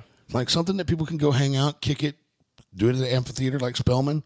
Are you gonna have a rock headliner? A big rock headliner? I would like to draw people out there. I would like to. Cool. I would like to if we can afford it. Bro, you might think about Bowling for Soup. Ooh. I think they can get there. I think they're pretty reachable. That'd be dope. You know, but I don't know what your budget is either. So I mean, we don't really have one ever, but we always Are they still playing? yeah, they're touring right now. Are they really? Yeah, I mean Jarrett has his own country band he's been doing, which is cool. I think they're going to Canada soon. Canada. Some crazy. Cody knows him. Okay. Cody knows him. You might ask Cody. I don't know. I don't want to like No. I'm with you. fry the fish before it's even. We don't. You know. I mean, we don't do anything. Nothing that we've done since the beginning of the first podcast has ever had a budget. So we'll figure. But it I out. mean, how big is this freaking? It's a good sized place. Like, what's the cap on it? Do you know? I don't know, but I can find that out. I mean, Bowling for Soup would be good for sure. I think it's more of a parking issue than it is. if you want to freaking do a rock band, bro, you better like get a rock band because Yeah. if you get like some red dirt guys and Yeah. that think they're rockers, Right. then you bring them in and people can be like, what the fuck? Yeah, nope, you're right, and I think we can do. Man, I just think that it needs to be brought back around. Like people need to be reintroduced to it, and they need to understand that it's still something viable, and it's something that we need, right? Mm-hmm. Dude, I want to try to find enough dudes throughout the country to put together a fucking blues concert. Yeah, that'd be dope. Hell yeah, You could hire Houndmouth for that. yeah. Hire Houndmouth for that. Yeah, like could you imagine what that would be like? To do a full ass blues show. I think it'd be super cool. That'd be cool. Oh yeah. And let's see here. What? Nice little outdoor venue. I really prefer this over the huge high capacity overpriced venues. Bring earplugs as with all concerts. We don't go to very good concerts, sir. I'm reading these reviews of the Spellman. I'm trying to answer your question about the I was looking at the Just comments look up, going, where the fuck are you Look seeing it up on Google. Like, what's the cap of this place? Yeah. Look at this picture of it real The quick. capacity. Like, dude, this place is no joke, dude. Oh, shit. Yeah, it's right in Forney. That reminds me of the Levitt Theater in Arlington. Yeah. Or the Levitt. Yeah. So we can. That's what that reminds me. We're definitely going to put something cool together. You were bringing up cover band stuff a while ago, right? You said something about opening for a cover band or something? Yes. Okay. Yeah. This is completely off the wall. 3 Wide Brewery in Fort Worth, Roanoke, however you want to put it, right next to Texas Motor Speedway. I met Miss Kenya there at work, and she's the talent buyer for 3 Wide Brewery. Where is that at? Because I live right next to Texas Motor Speedway, and I've never heard of that place. I'll show you. Okay. Yeah. Is it in the Speedway or No. It's in the warehouse district. I'll show you. Oh. Yeah. Oh. Yeah. So it's like hidden. It's hidden. It is dope. Like very, very nice. Is it place. new? Yes. Is Yeah. it in like North Lake? But they've been building it for quite some time. Is it in North Lake? No, it's literally, if you're looking on Google Maps, like here's Texas Motor Speedway. Okay. It's- I think I have an idea of where it's at though. Yeah. Because there's so many industrial buildings over there, like by where I live. It's like So because I live in Justin, and that's literally like 5 minutes away from the Speedway. So Yep. So unfortunately, internet, you guys aren't going to get to hear this, but they had a cover band called Scant. Okay, this is an '80s hair band cover band. Dude, I giggled until let's see if I can.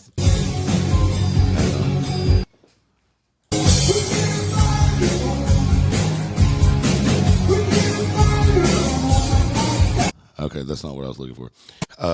There's a video. I'll try to find it. Dude, Kenya was showing me a video on her phone from when they played it at 3 Wide, and they did they were doing a Poison song. Dude, that Bret Michaels was in that room. It was the craziest thing I'd ever heard in my life.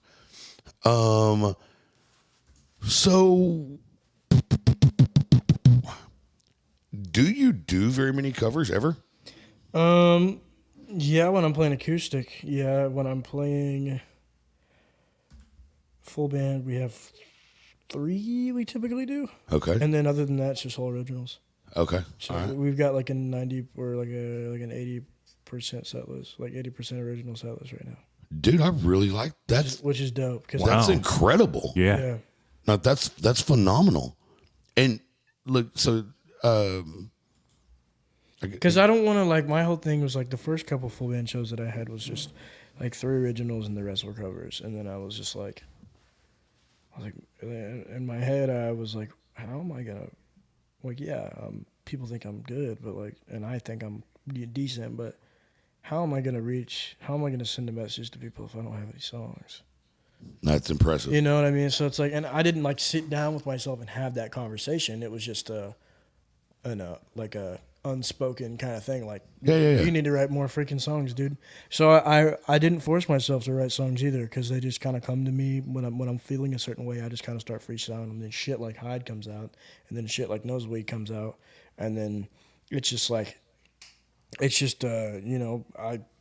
these certain emotions get put on my heart, and I got you. You know what I mean? So it's just one of those things. And like I've always told people like you'll find a way to write songs, like your way to write songs, and then you'll find other people's way that they're gonna tell you to write songs. Yeah. And you should stick to your way, and that's just the whole thing. Like I've had people tell me like you need to write, you need to write, and you need to write, you need to write. I'm like, but I can't do that. So what do you want me to do? And then I come to the realization that don't listen to what they say. I mean, obviously, if it's somebody with musical experience and musical class, yes, take their consideration 100%. Sure. But if it's freaking Joe Schmo, someone like, you need to write these 4 songs a day, and you need to probably not, because I don't sit down. I mean, and this only works for Hayden. I don't know about anybody else, but I sit like whenever I want to write a song, or whenever when I'm feeling emotional, happy, sad, angry, whatever the emotion may be, I sit down and I play and I start freestyling, and then I get my song. I don't sit down when I'm not feeling anything, or when I don't want to write, and I don't just sit there and start writing shit down, because it just doesn't work for me. Like I'll have lines pop up, like right before I went to bed last night, I had a line pop up in my head, and I was like, cool, wrote it down in my notes, save it for later.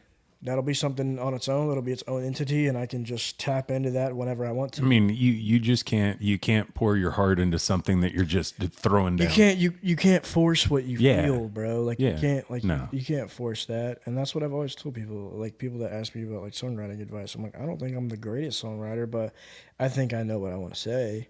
And I think that if you can't force a song. No, you can force a smile, but not a song. Yeah, like people, like I've been asked to do co-writes and stuff like that, and I just can't. I get it. Yeah, I totally understand. I don't want to write with anybody else right. Well, right now in this stage that I'm in. This guy can contest too. Okay, I draw. But when he asked me to draw something, I can't. Yeah, bro. When anybody asks me to draw something, sure. I'm like, it's not. It's like this weird anomaly. It's like you have like hey, acapella for me right now, and I'm like, okay, I don't know what to do. Yeah, and then like if I'm feeling comfortable, I'll be like, oh yeah, or just like I'll start singing whatever. Yeah. And then like people are like, oh fuck.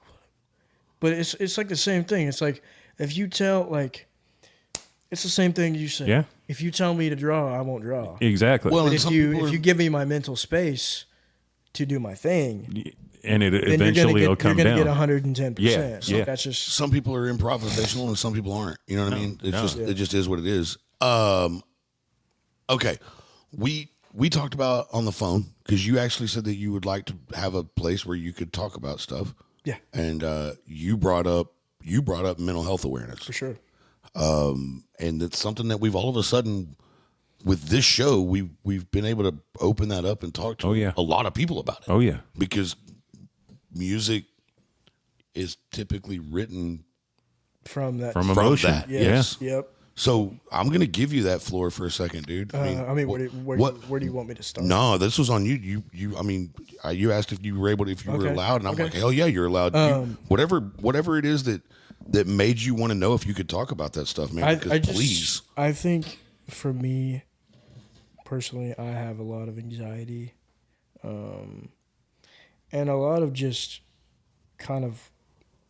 I'll put it this way: I'm incredibly hard on myself. Mm-hmm. I'll tell you that. Me and Laramie were actually having this conversation today too. What the hell am I doing? It's all good. I think it's one of the most important things we can do as a human. Yes. Tap into. Oh, you locked up. Tap into our mental awareness and face the childhood bullshit that we were faced with, and that's what I'm trying to do right now. You know? Like, yeah. God dang it! I'll figure this out, guys. Hold on 1 second. I you know, and I'm not throwing bones at my parents. I'm not, you know, but the actions that the things that my parents have done have affected me for sure. You know. Yeah. And I talk to my mom about stuff like that sometimes too. I'm waiting for, you know, I'd like to talk to my dad and my dad about stuff like that too. You know. But I just think for me, like, that's one of the most important. You can't blame your parents for the way that you are and their decision making, because you don't know, being that young, you don't know what they were going through. No, for sure. To make them act like that. No, for sure. I'm not saying it's okay. No, because it's not. Right. But I'm not a parent at all, and I'm not a parent, and I don't know what it's like to have children. But if I were to guess, if in that position, you don't know where else to go, so your kid is the first option, and I mean, that's not right. But at the same time, I get it. I understand. I'm not going to bash my mom or my dad or my stepmom or whoever else was in a guardian or parental role in my life. I'm not going to blame them for my anxieties and stuff, because that's not right. You face your bullshit, bro. You know, because you got to do it. You have to do it, because if you don't, then you're just going to live in this same cycle of this questioning of if you're ever good enough, because that's the way your mom made you feel. Right. Do you want to be 30 with 3 kids and making your kids feel that way? That's a generational curse, bro. You can't have that. That's what I think. And I think I want to break that generational curse of just, and it sounds so crazy being 19 and saying all this stuff. No, it doesn't at all. For me, I just see it as, I want to do better for my kids, because my parents always told me to be better than them. But when they said that, they weren't reflecting the betterness. Does that make sense? Yep. They weren't reflecting what they were talking about. Right. Like my parents, like my mom sometimes, or my dad would, or whoever, I don't remember, whatever, but they would always be like, do as I say, and then, you know, not as I do, and then they would do, and then you're like, what the fuck? Yeah. You know, it's just confusing, but at the same time, you're also a child, so for me, I'm still developing and stuff like that, so I don't know a lot, and I get kind of anxious talking about this stuff, because I've never talked to my dad about this kind of stuff before, so he might get mad at me for it, whatever. But if he's watching, I love you, Dad. I promise you, bro. Well, right now, no one's watching live. But well, I will tell you this: there isn't one episode on here that my dad's even watched or listened to or anything. Well, so. I mean, but like you may have had time to talk to your father about stuff like that. I'm in the same boat. Okay. Yeah. Okay. Yeah. My dad died before we started the show, but no, I mean, just like in general. Were you ever able to sit him down and be like, "Yo, Dad, like, this is how I feel"? Like, no, you weren't ever able to do that? No, and a lot of that too is we're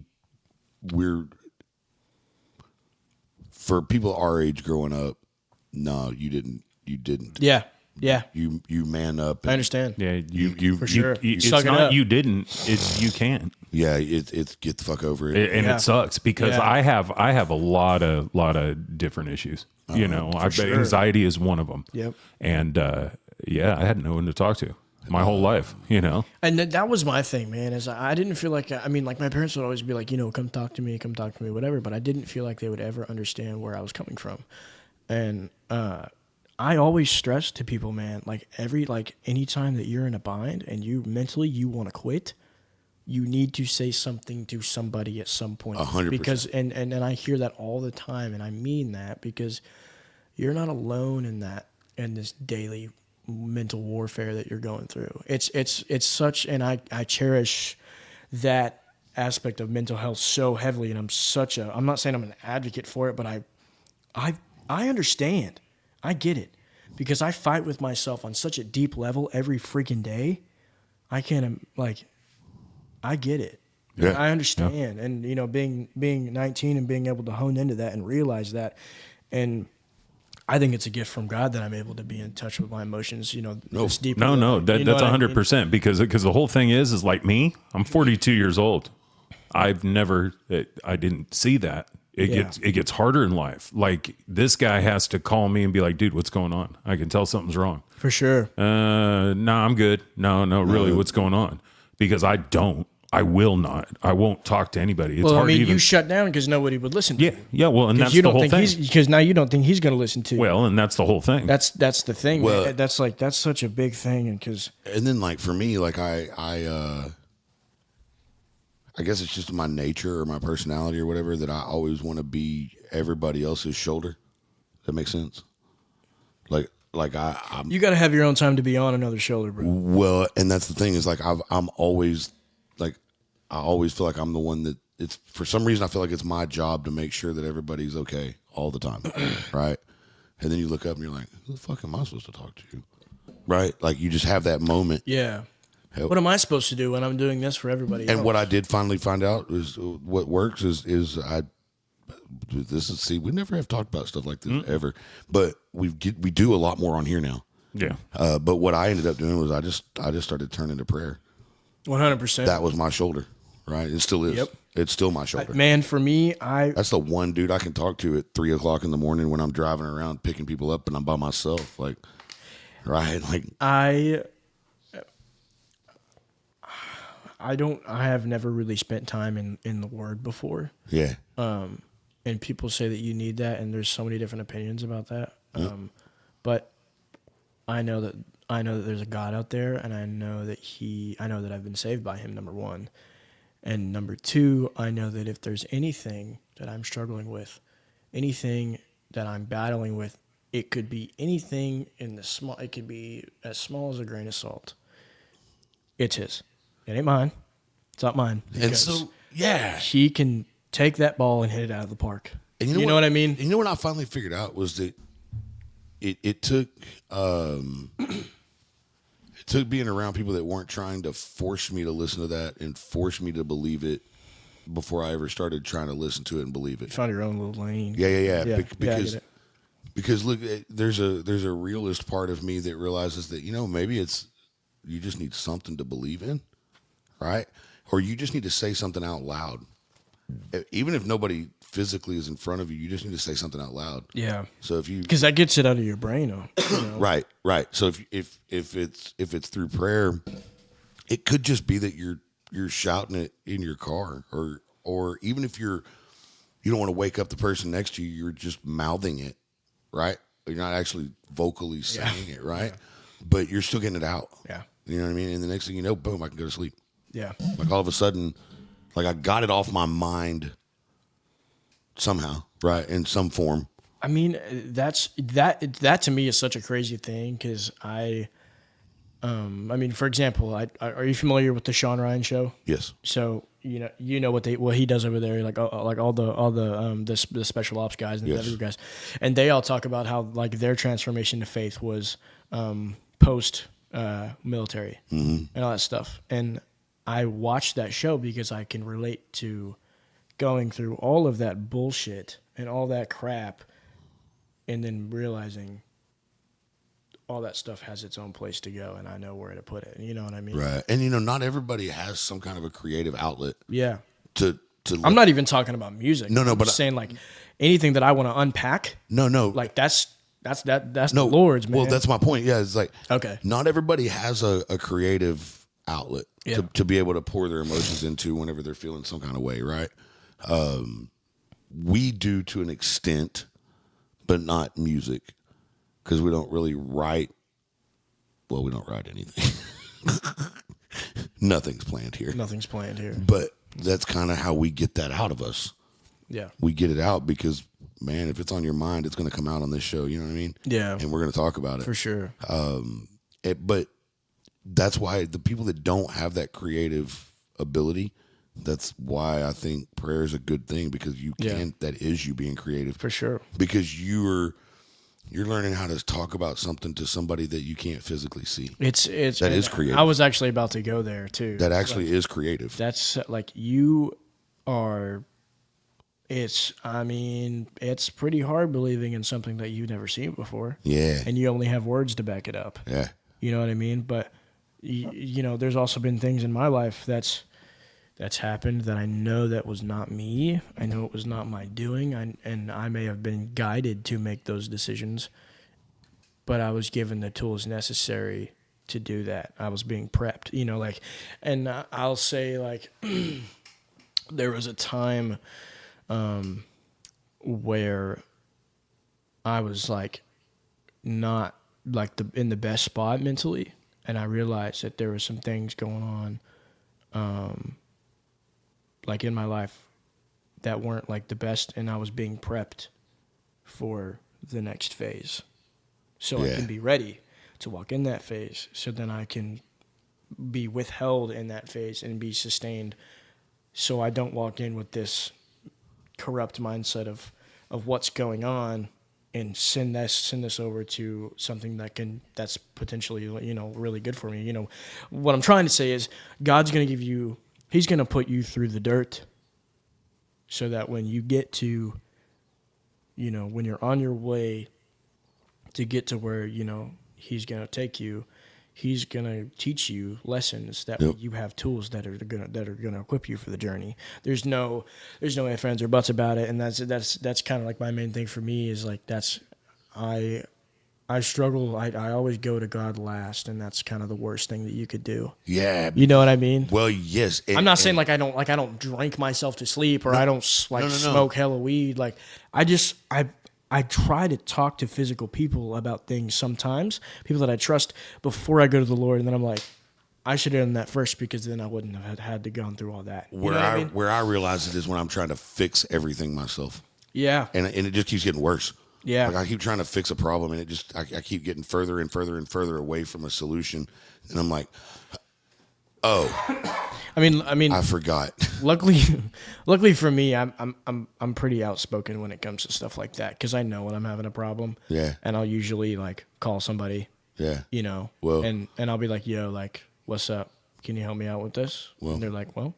You got our number. So yeah, I appreciate that. No, I just thought it was cool to show the audience that this is something that we've kind of gotten to where we'll talk about now. You know? I mean, like and I think that's good. And overall, like I've seen a big rise in awareness of mental health. I've seen it like all over social media and stuff like that, which is great. It might just be my algorithm in my phone, but well, the whole thing is I would say in the last I would say 5 years or so. In the last 5 years, men's mental health has became a spotlight. It's important. It's important now. We're not the, you know, because earlier I was sitting there going, you know, I was bred to, well, you don't rely on anyone for anything. Because that's what society wants you to think. Because in the end, it's only, you only got you. Yeah. So fucking deal with it, you know, and that's coming up. I mean, it's fucked up. You can't be a king if you're not treated like one. Exactly.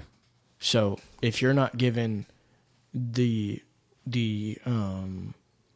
if there's nobody in your corner cheering you on, you're gonna have to do it yourself. Oh yeah.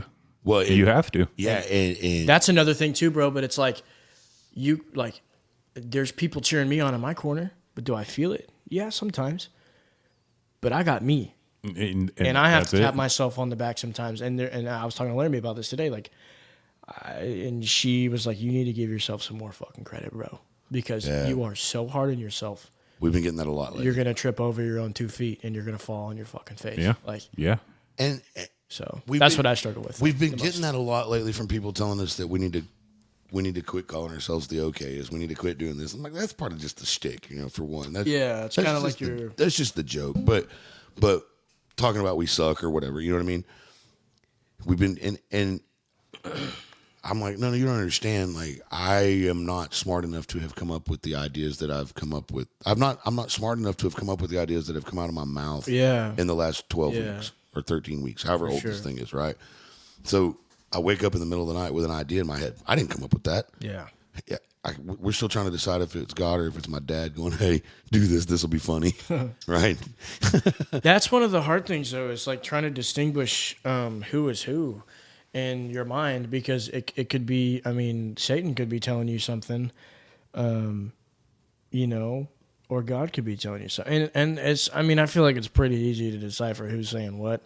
But maybe not in the moment. Yeah. A lot of the time, like, God doesn't say anything.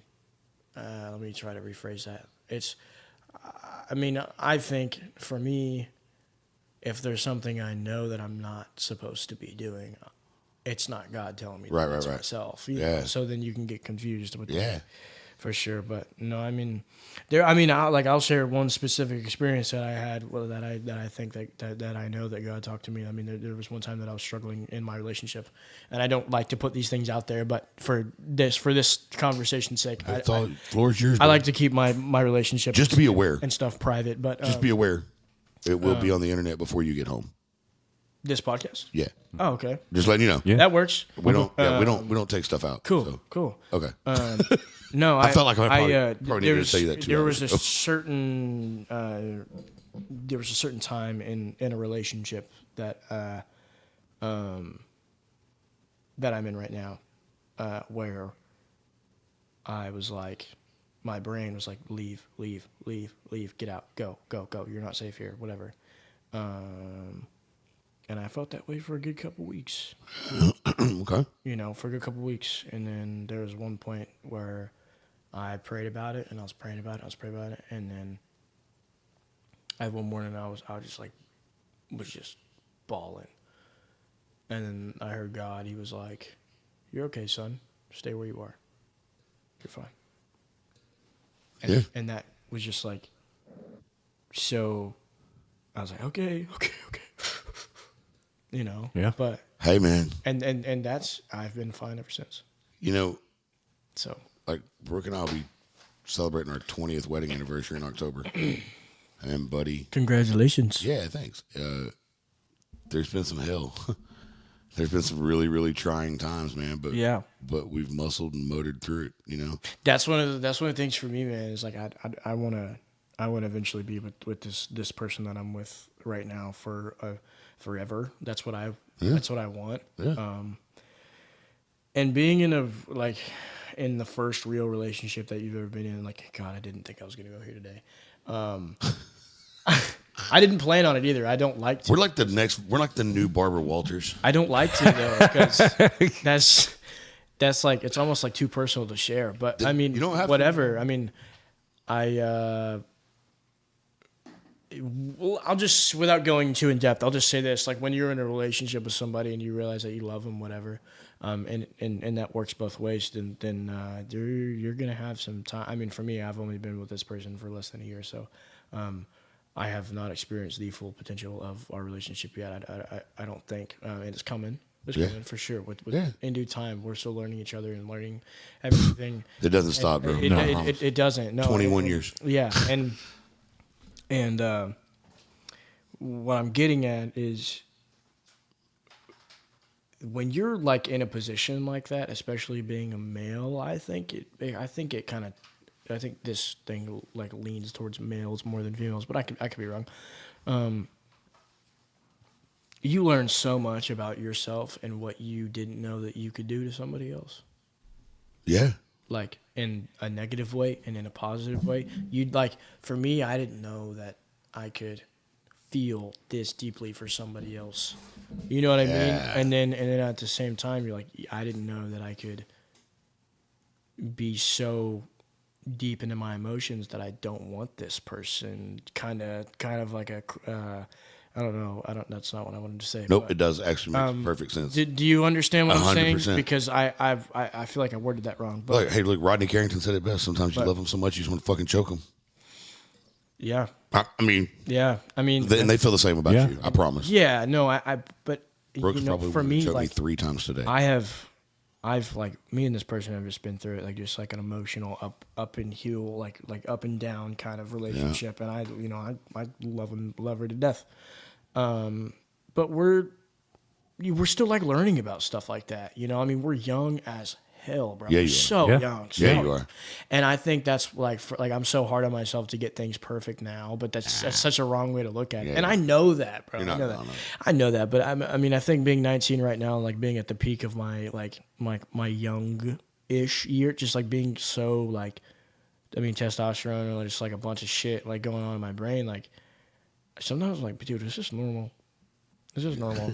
Absolutely. I don't know if it's normal. Well, but it's good to recognize that kind of stuff, and I don't mean to. You're putting some stuff out there too. But I was married for 13 years, okay, and just a couple weeks ago, me and her were talking out in front of her new house with her husband and all that. But we were sitting out there talking, and she looked at me and goes, "I'm such a different wife with my husband." And I looked at her and I go, I'm glad you said that. I said, because with my current wife, I knew all the crap that I did wrong in our last relationship. We have the best freaking relationship. We have our ups and downs every time. You're going to have ups and downs, but when you realize who you are with that person, that changes the whole, outlook. And I think like if I wasn't with this person, then, then I wouldn't know how to fix certain things. Because like when you're with somebody, you learn where you need some patching, I guess you'd say. Instead of writing it off and rolling. Some emotional patching, and like trying to fill a hole with like different women and stuff like that. Because I've done that before. Like I've hung out with people before or whatever, and that doesn't do anything for you. And if there's anybody that's like younger on here that I don't know. Live on HH. Whoa, my bad. I don't know. Sorry. I don't know what you're... Can you see the comments? Sorry. You're good. What? We lost our live stream, so. Okay. Oh, we did? Yeah. Oh, okay. But we're still podcasting. This right here? Yeah. Can I shut it off? Yep. Okay. Yeah, go ahead. It's gone. Just... Podcast is still going, so we're good. Man, freaking... Cool. Okay, she's there. What the hell was I saying?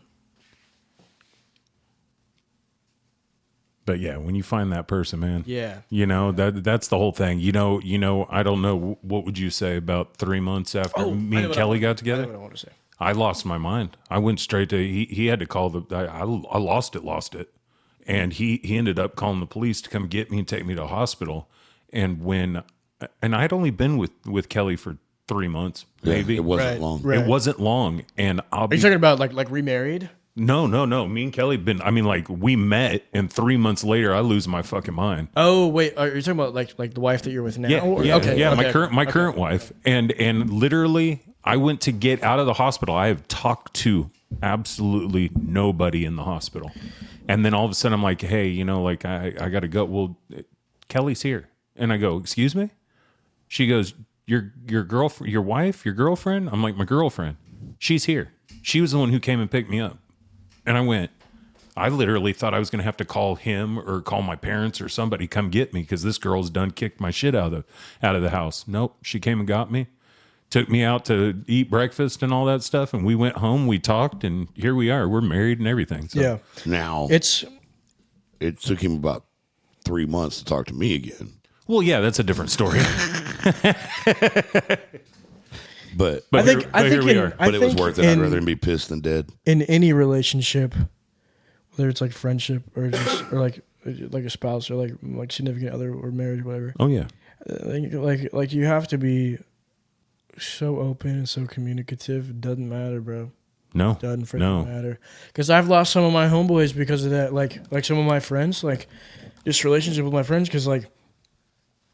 Either God put them either God removed them from my life because they weren't able to keep up, and that would have been bad for me, or it just wasn't right. You know what I mean? But what I wanted to say earlier, what I forgot was if there's anybody younger on that listens to this, and I'm sure there'll be a few. There are come from my end, but you don't have to go out and.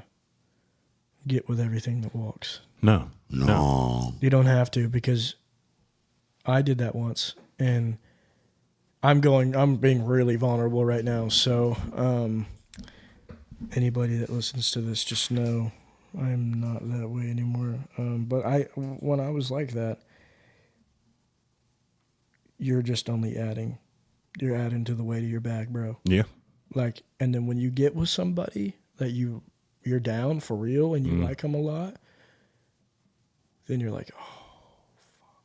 Yeah, you almost go, what the fuck is this? Heavy, like Yeah.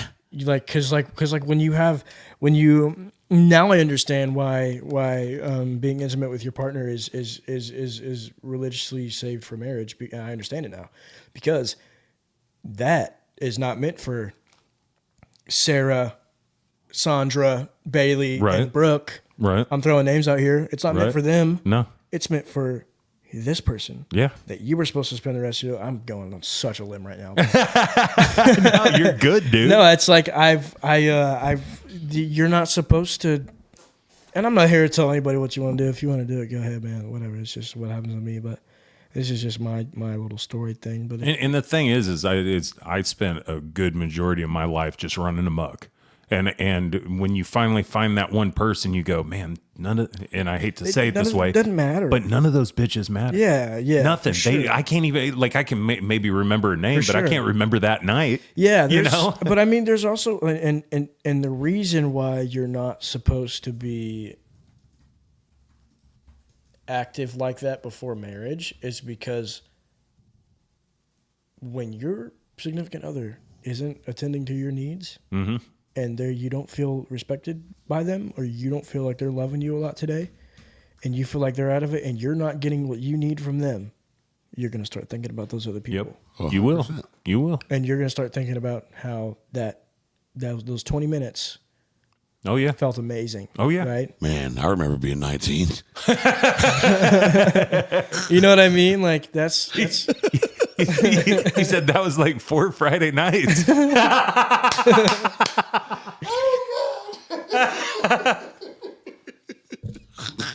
You know, Brooke was in there going 20 minutes. All right. Well, not anymore. No. Yeah, I thought you did longer than that. we're not live. We're not live anymore. Oh, Oh, God. All right. You know what I mean though? Like Yes. that's exactly it, man. And that's why Look, man, at the end of the know. day, this is a I didn't want to get on that emotional tangent there, but no, you're good. At the end of the day, this I've never done that before on a podcast before, so I hope that helps. Here we somebody are. at least. I do. Thank you. For sure. Look, man,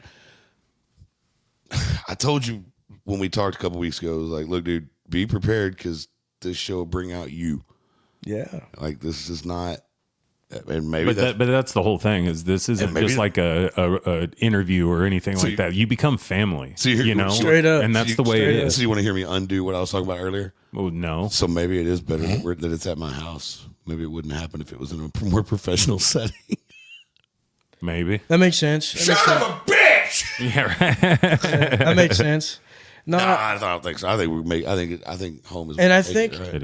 I think like the fact that you guys are able to put that platform out for people makes people so much more comfortable because I hope so, man. Because I haven't like for me I'm sure on the other podcasts that I've been, I'm sure they would be so down for me to talk about stuff like that. Yeah. But I just haven't felt like you guys made it known right off the rip. Hey, you can talk about whatever you want to. And we're not going to we're not going to judge you. We're not going to do this. We're not going to do that because at the end of the day, we brought you here. So, you know. Yeah. If you knew my past, Yeah. you would go, yeah, this guy's understanding. I just have to go on record and say, Miss Candy, Yeah. if you're listening, it's really distracting when you're scrolling through Facebook trying to look for things to talk about, and you're staring up at the guys from Out of Ink. Yeah. suddenly, Never mind. I know what they're not out of. Testosterone. Hey, if you could have gone, if you could have gone back in time to 1969, would you have played Woodstock? 1969. Yeah. Like if you could time travel back to 69 and somebody said that if you did, you could play Woodstock, would you play Woodstock? Probably. I would hope so. I mean, that was the pinnacle of Look at this anybody. What? this picture of people. Oh yeah. I want to play. I want to play 99. I'd want to play 99. Woodstock Yeah. 99? Yeah. Shoo. Dude, that was a rough one. That was a shit show. But Yeah. 94 was cool. Yeah. 94 was cool. That's when Cypress Hill said they call us Generation X. I say we're Generation Fuck You. Yeah. Which one was it? Was it 99 that? Yeah, they caught everything on fire. Yeah. People were like dying and shit. Yeah, and that's when Fred Durst went out there and said, "Fuck this shit, let's do this." Yeah, break shuffling. Yeah, and then they blamed him. Yeah, they blamed him. It's like his fault. this shit was on fire before he got out it was there. on my set list. Yeah, right. All right, dude. Do you want to play one more? Are you done playing? Or I can play a couple more if you like. I mean, whatever. We're at 2 hours and 9 minutes. Cool, that works. I love the long podcast because that gives me some room to breathe. You know, I'm not constrained to 60 minutes. Yeah. No, No, not here. Yeah, shoot us another one, dude, and then we'll. Yeah. I got to make some announcements. It'll take a few minutes. So Yeah. We'll do that, and then. I don't know how this there goes. So yeah. There you go. There we go, love. Yeah. Right there. Hello, Governor. You hyperextended it. All right, so what's the scoop with this one, man? I don't. Do you want to hear the next song I'm dropping? Whatever you want to do. Cool. Whatever you want to do, man. Do that one. Let's see here.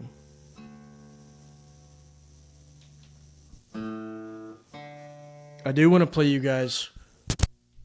Oh, No, it's good. okay. It just said it. I do want to play you guys two Okay. after this one that I really, really enjoy. And we can do that later. No, do your thing. I'll tell you go for what, it. We can do all three in a row if you want.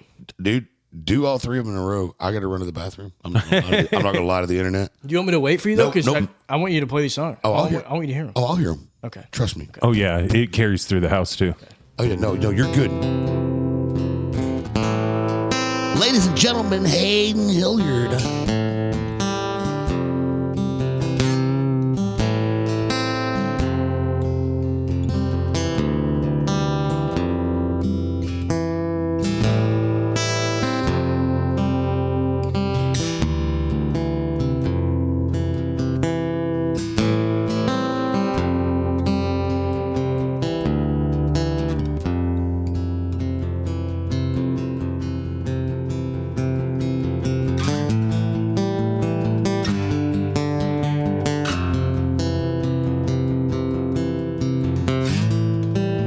Why are you always the victim? Why does this always seem to happen to me? I get myself into these holes, and I can't seem to find a way out, find a way out, find a way out, find a way out. Oh.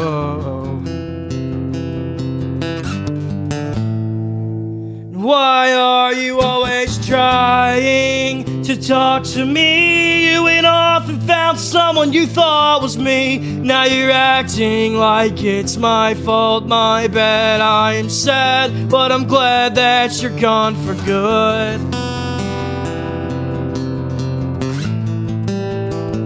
I can't even explain thoughts that live inside my brain. You weren't easily tamed. These past few weeks have been insane, and I'll find a way out, find a way out, find a way out, find a way out.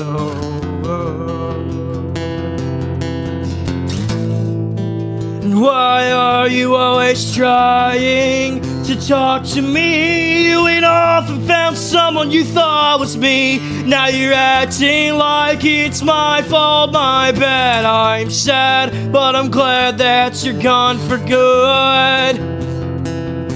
Gone for good.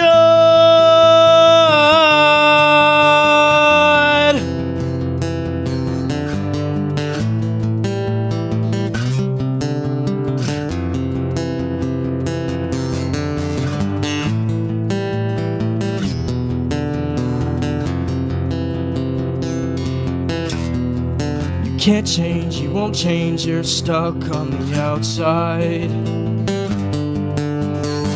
You can't change, you won't change, you're stuck on the outside. On the outside.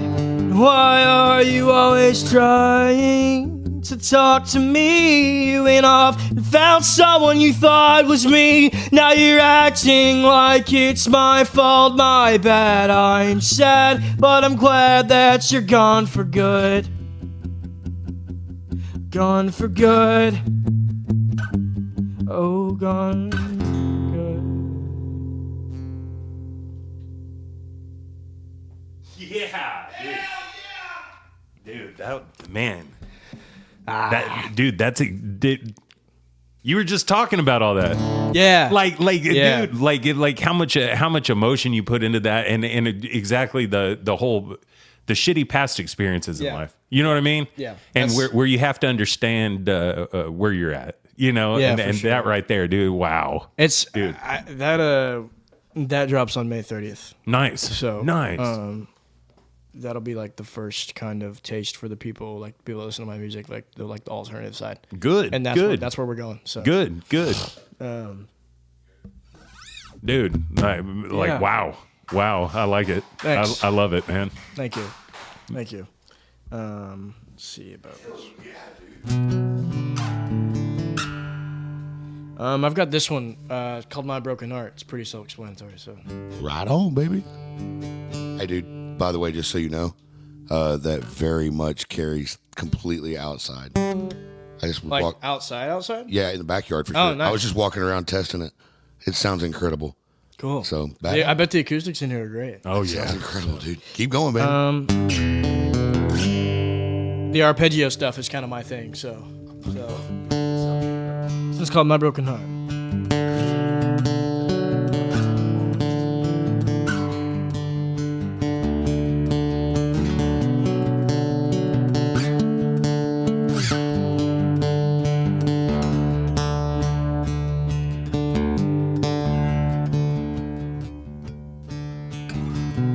Trying hard to write this down, but the words, they won't come out. I hate the fact that you're still living in my head, and I can't change that.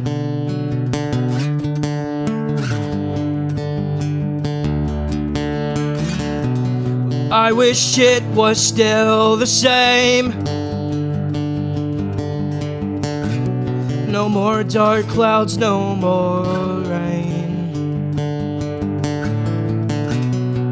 No more arguments with you, driving me insane by screaming at me for everything I didn't do.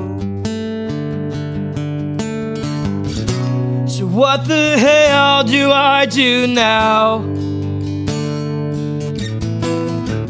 There's nothing but silence in this house. I don't think I've ever been this far down, and if I have, I've never been this far out. Well, I just hope you spend your time on someone else's mind, because I can't catch no breaks. Meanwhile, I'm still afraid of all the problems of yesterday, and it took you leaving to know what goodbye means. So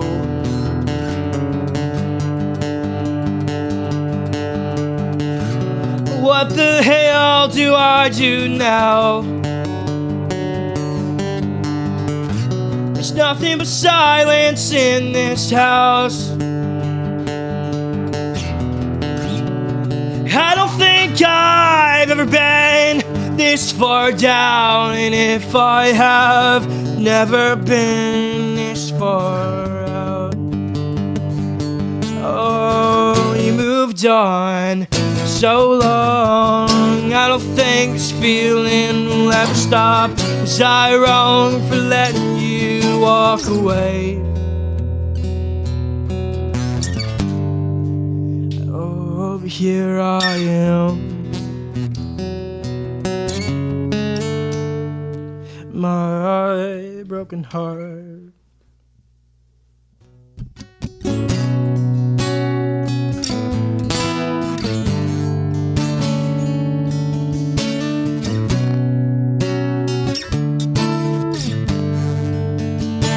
Oh, my broken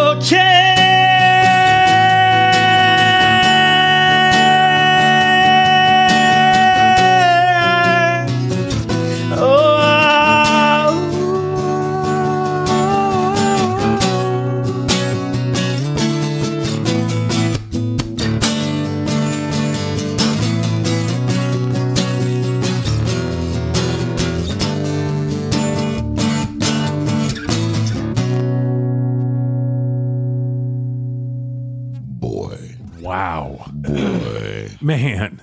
Dude, it was really, really cool sitting back there. Like, I did that on purpose. Just so y'all know. I really didn't even have to go to the bathroom. You can ask Jimmy. Great cover up. When we interview people, I like to. He moves around. I like to move around because I like to go listen from other places. Yeah.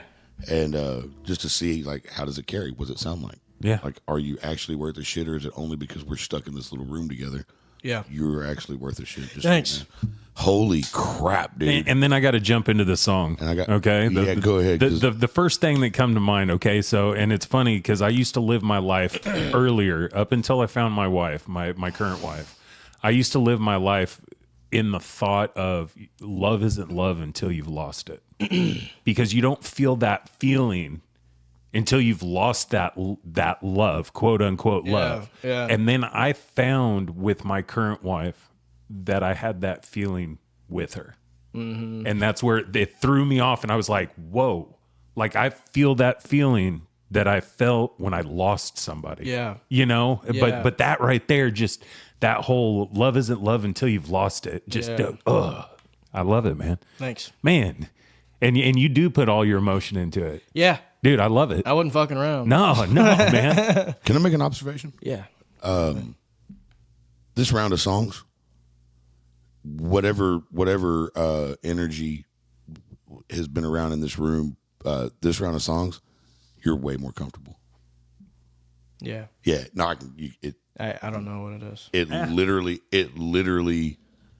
you can hear it across the whole house, and it's like you hit a note. And I just held the back door open because Brooke and Clayton are back there talking about some stuff going on. But the back door was open. I was just holding it open, and all of a sudden Clayton he was talking to Brooke, and he goes, whoop. He just sat there and he goes, "Holy crap, he's good," because he just got home from work not too long ago. My son, and he was like, "Oh my God, he's good." I was like, "Yeah, this is gonna be cool." So damn, thanks. That's pretty rad, dude. That's pretty cool. So I'm pretty sure the neighbors could hear it. Oh yeah, cool. Alice hears a lot. I'm surprised she hadn't texted you yet. Yeah, not today. She usually texts me. She's like, "What the hell's going on over there?" Uh-oh. So this is the other one, huh? Yeah. What? All right. I'll do this one. Tell us about this. Do this one, and then I'll do another one. Fucking right. Hell We're in yeah. a full-on Hayden Hilliard concert. I mean, if y'all want more, man, I'm here for it. Awesome. This one's called House You Used to Roam. Yeah. My voice.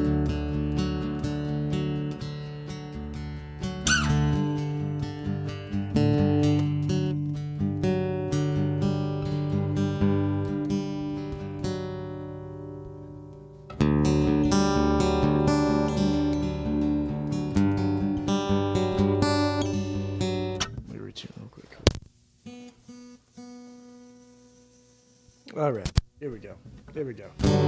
Take two. Hey, man, that's not even, you can call that a take. That was just tuning. This is the other thing that we like to do is listen to people without our headphones on.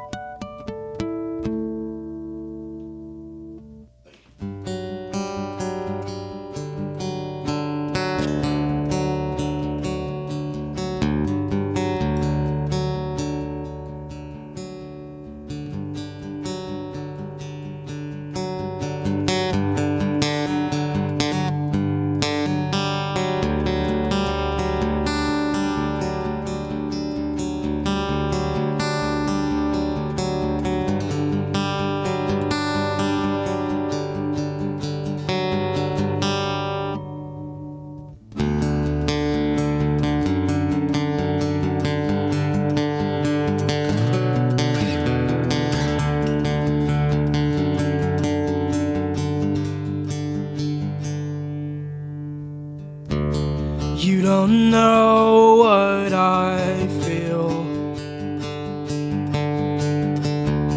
Thoughts in my head are getting real.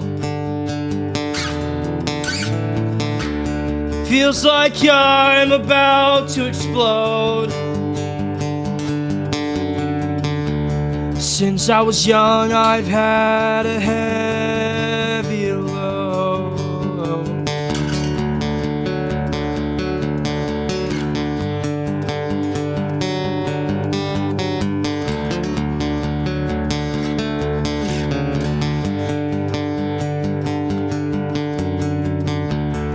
Since you've been gone, I've been alone.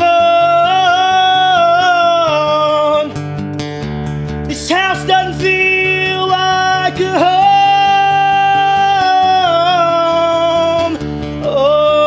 Oh, you don't answer the phone for me anymore. Oh, anymore. Well, I can't see that you moved on. A long, long time ago. Now you're happier on your own. Oh, and I'm in the house that you used to roam.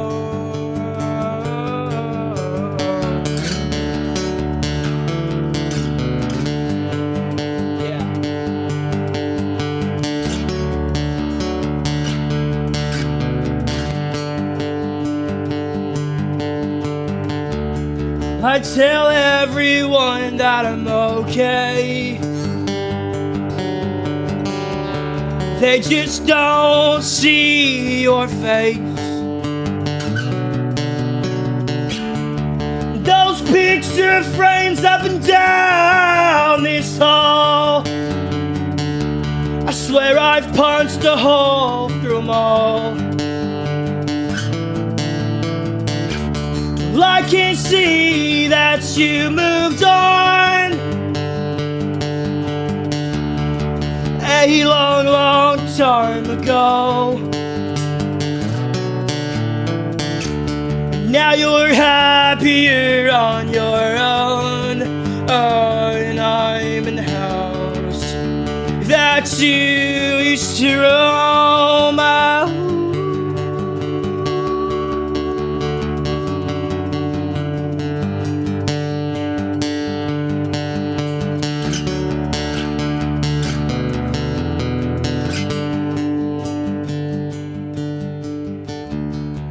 You don't know what I feel. Thoughts in my head are getting real.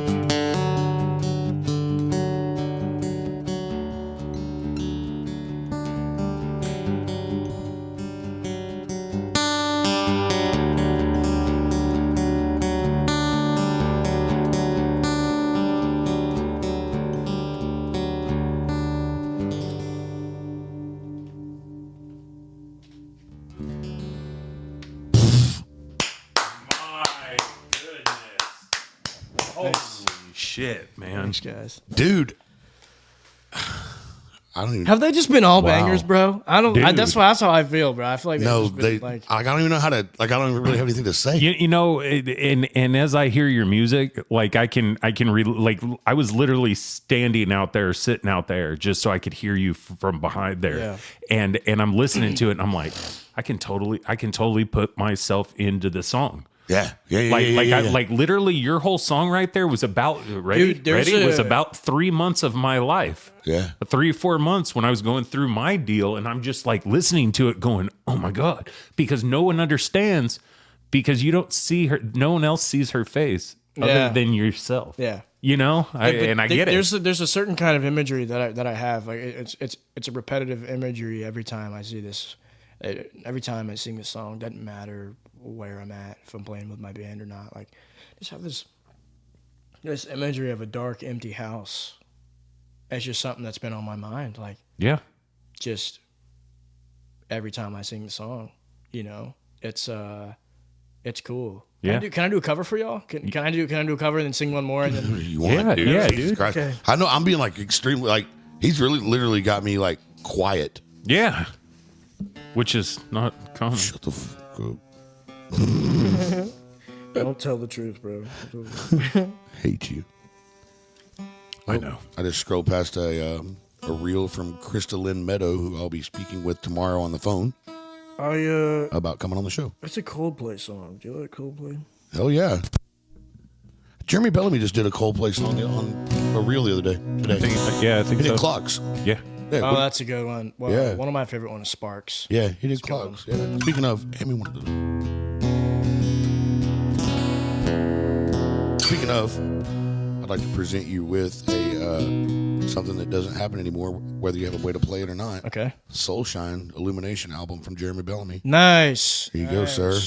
Yeah. Hell yeah. That's it. Yeah. Cool. That's all of them. Fuck Well, yeah, that's Kelly's. Yeah. The last. There you go. Is this the last one? Or? Yeah. Yeah. Yeah. That's it, man. I'll show you. I don't want. No, that's you, dog. No, that's you, man. No, we'll get more from him. Hey, Jeremy. I'll take it. This is. Yeah, I that's think cool. This is their biggest song. Almost one of their biggest songs. Which one are you doing? Yellow. Oh, hold on. Give it 2 seconds. Cool. Okay. Cool.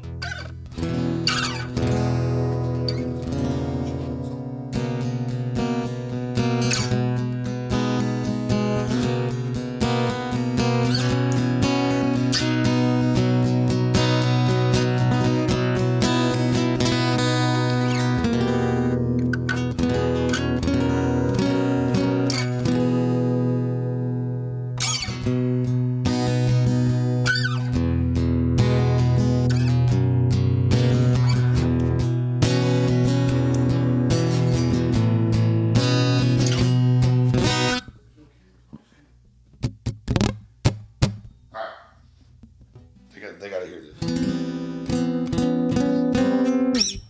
All right. Okay with a small audience?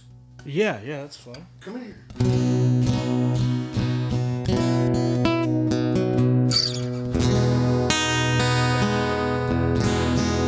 What's up, man? I'm Hayden. Nice to meet you, man. All right. We brought the family in for this one for some Coldplay. Oh, sweet.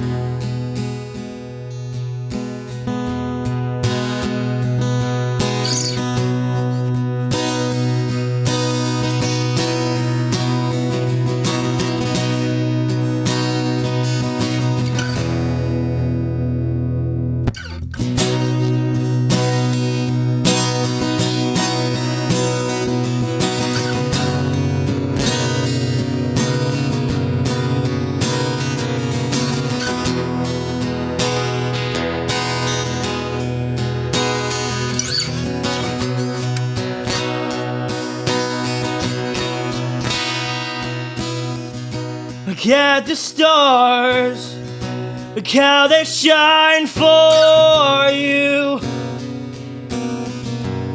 and all the things you do. They were all yellow. I came along, I wrote a song for you, and all the things you do.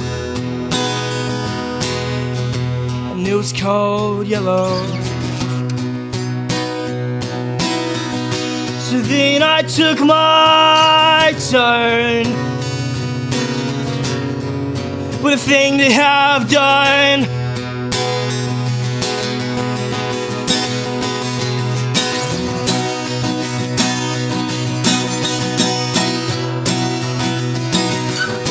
Your skin,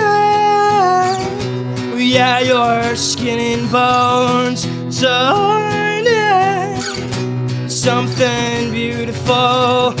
You know I love you so.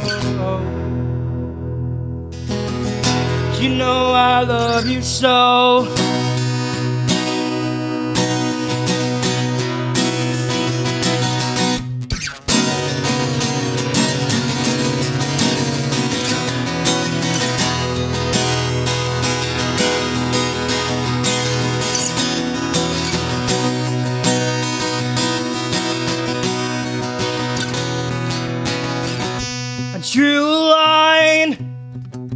I drew a line for you,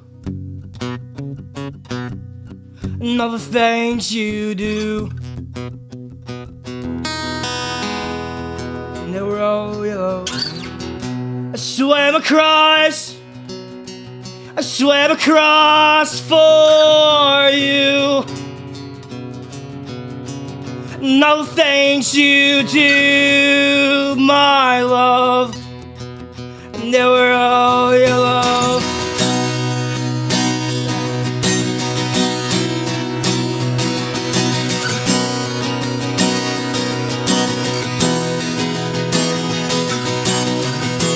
Your skin,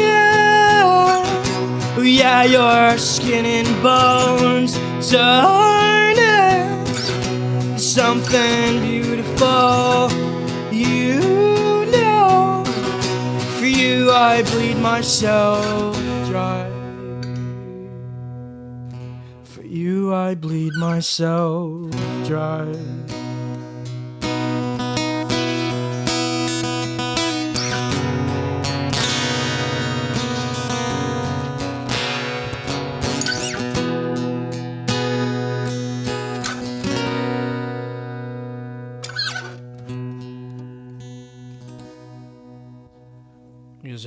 Yep, he can do that too. Nice job, baby. Thank you. My top string was out of tune. That's all right. It still sounded cool, man. Cool. Hey, dude, that's the thing about live and acoustic, right? That happens every time. Hell yeah. Hell yeah, bro. Hey, you forgot a date. What? You forgot a date. What date? It looks like Monday the 25th. Is that right? No, never mind. It's not Monday. But it looks like April 21st, April 22nd, you're going to be doing open mic at Rhinestone. April 22nd was the other day. Yeah, I do that every Sunday. Oh, yeah. We didn't mention it a while ago. Oh, yeah. You're talking about promoting. Yeah. Yeah, bro. I do that. I do that every Sunday. Yeah, I see it right here. So that's Sunday, the last day that we're going to be at Rhinestone also. But we're gonna be there for the Battle of the Bands thing. Yeah. Wait, that's this Sunday. Yeah. No. Yes. No. April 22nd. No, it's not the 22nd. It's the 28th. 28th. Yeah. Oh, okay. Yeah. Yeah, the 8th, 28th. Sorry, my bad. Yeah, 22nd happened a couple days ago. Yeah, whatever. I know they're all smeared I together. don't know what day it is. 3 hours of sleep, bro. Awesome job. Thank you for listening. That was badass, dude. Thank you, bro. She loves that song, so I figured I would go get her. I knew she'd like it. Cool. What's next? Fuck, I wish my freaking capo worked. See, that's why we should have a music store. Wow. Morning P. You're old. It don't sound like that no more. All right. Wow. Let's see here. That's more like I'll do Memories for y'all. It's a song called Memories that I wrote. Okay. I wrote it in a riverbed in Kentucky. Fucking right. Fucking Okay, there's where country kid meets alternative rock and roll. yeah. Here's a song I wrote. We were up there for a radio interview. Me and my friend Jackson were up there for a radio interview. I don't know why the freak we went to Kentucky, but Hey, man, whatever. but you wrote this in a riverbed, and that's rad. Okay, let's see here. What are we gonna do with this one?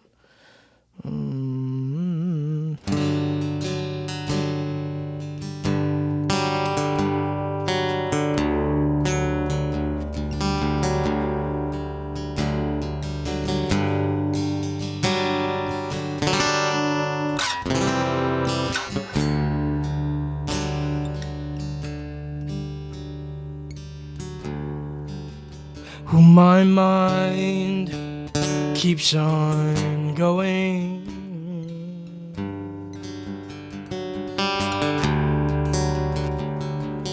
Damn near insane.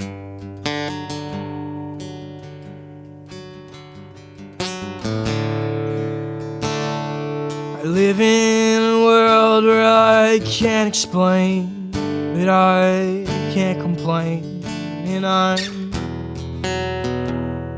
just asking for a friend.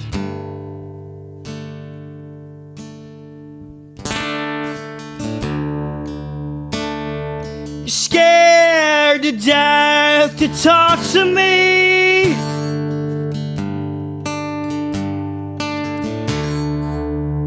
I just miss all of the memories.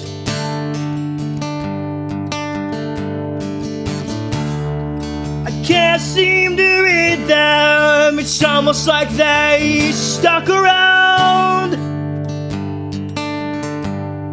For better or worse, I think I found a way to drown.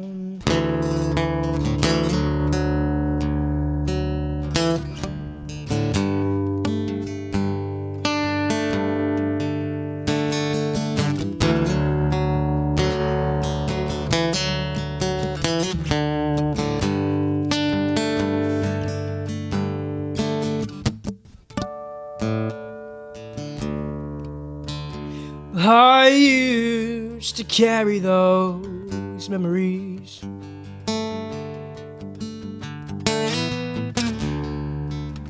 Now you're nothing but a distant part of me. I'm good at getting gone. You're another line in another song. Oh no, I can't seem to shake it. Oh no, I guess I'll never shake it.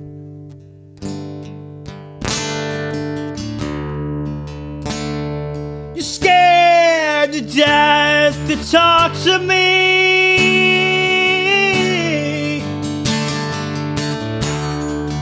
I just miss all of the memories.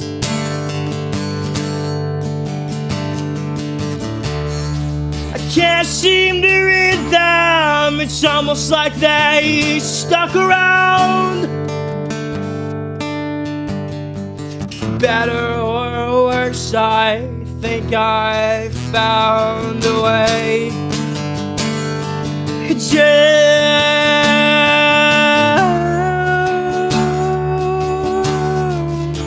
a way to drown.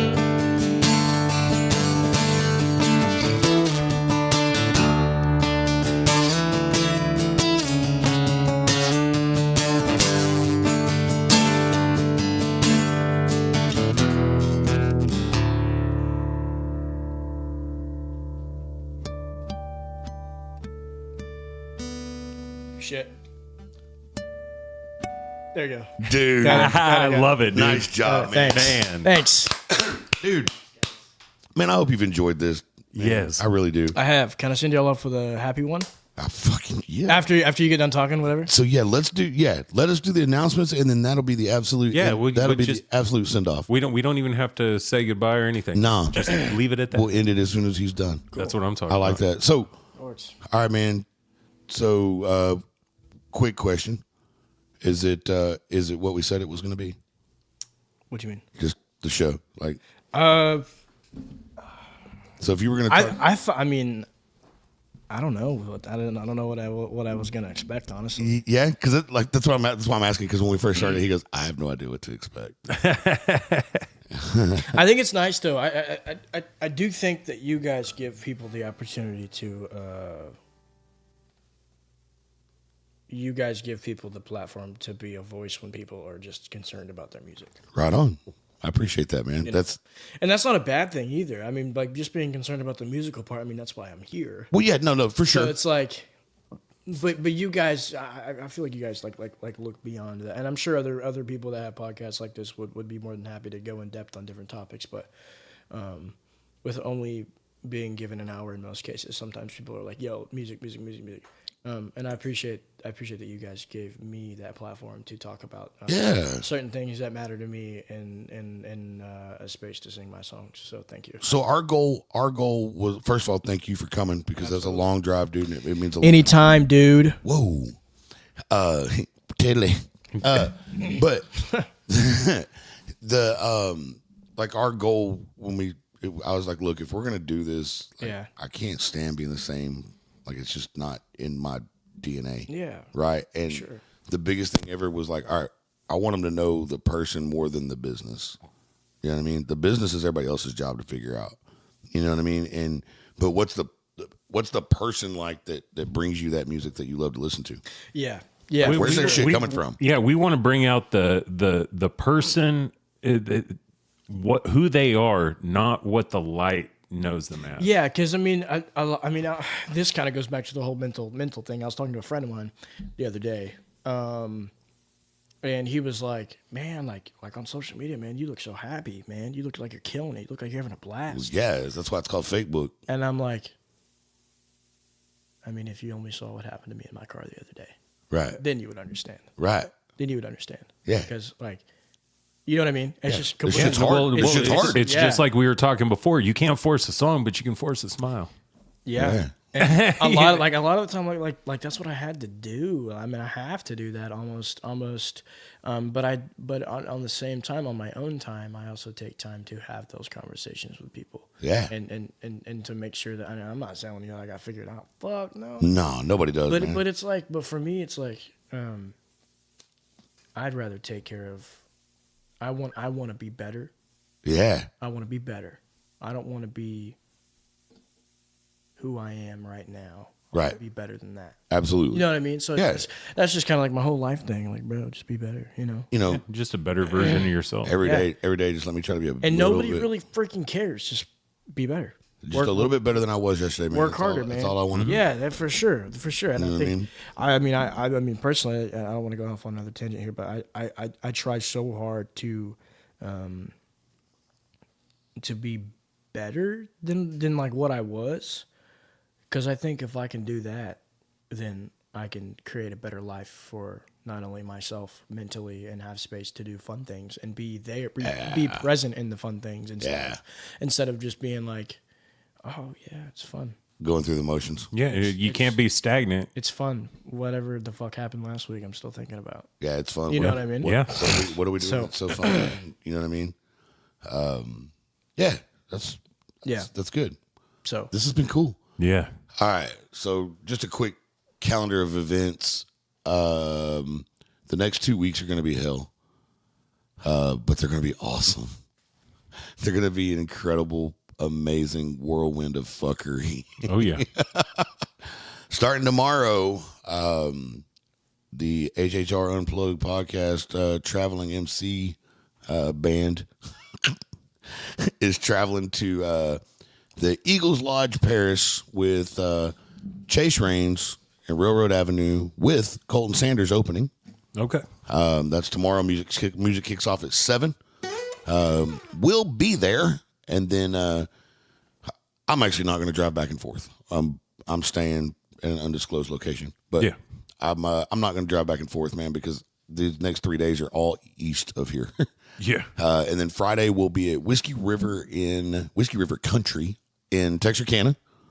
And then Saturday night, the show kind of wraps up in a big old bang at Hochtown Saloon in Hochtown. Broken Bow. fucking love that place. Yeah, that's where the show is ending up Saturday night. It's one of my favorite places. My mom lives like 40 minutes from there, so it's like super nice when I play yeah. there. It's super hard to fill that place in though. Like it's super hard to get bodies in there. Yeah, Not yeah. like not unless it's like holidays or Yeah. like spring break for sure. Yeah. Like during the summer, but whatever. Yeah, we'll have a good time. We had a good time 2 weekends ago to Bendigo. If you see Liz up there, make sure you say hi. Rock and roll. She's cool. Okay. She's dope. Okay, cool. She's really cool. Yeah, a couple weeks ago we were at a Bendigo's right up the street. Nice. And Dude, I grew up going there. yeah, Like, Bendigo's going was fun. to Hochtown and the Bendigos and Mina and like everywhere. Yeah. That was We had a good time at it's beautiful up there. we had a good time at a Bendigo's, so I'm excited for Hochtown because I want to play. I'm ready to perform on that stage. Yeah. I'm ready to grab that wireless and walk around that place and have a good ass time. I will tell you, I don't. Who are you doing it for?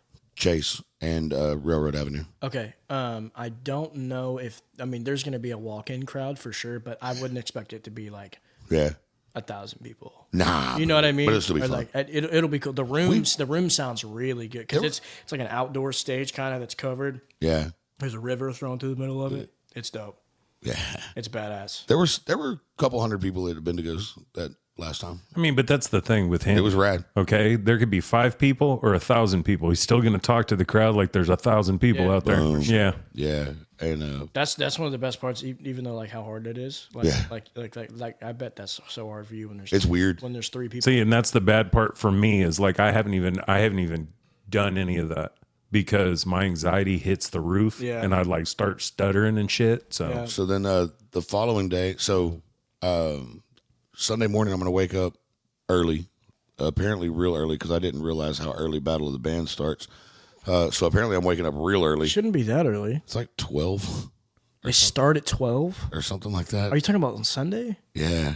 They shouldn't. No, start 2. at 2. Maybe 2. That might be when the first set starts. Yeah. The first acoustic set. Which it is. What but are you it's- looking at? But it's Cole Dagan and Braden Stewart, so 2 to 5. What, Battle of the Bands? Just That's what it says. 2 to 5. Yeah, 2 to 5.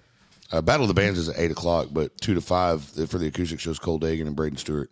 So obviously I'm going to be there. Oh yeah. So I'm going to leave early, drive back here, dump off my dirty clothes, kiss the wife and kids, wash my ass, and haul ass to Fort Worth. I don't know if I'll be there or not. I'm not sure. I'm not sure what's going on. Okay. But I should.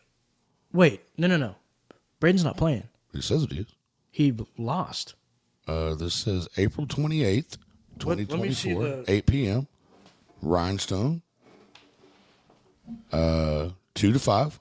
No, it's Jared Isaacs versus Wayne Hunt. I know, but right here, acoustic show, Cole Dagan and Braden Stewart. Yeah. 2 to 5. Yeah. No, I thought you were talking about. No, Battle of the Bands. battle? I thought you the were battle talking starts at about 8. Okay. Yeah. I thought I was like, that doesn't make any sense. No, the battle starts at 8, but But Cole and yeah, Braden. they're playing a 3-hour set before. Yeah. That's the first set. And Yeah. okay. Hell yeah. That makes more sense. Yeah. Because then they'll load it and sound check after that. So I'll be there for that. Now, Wait a minute.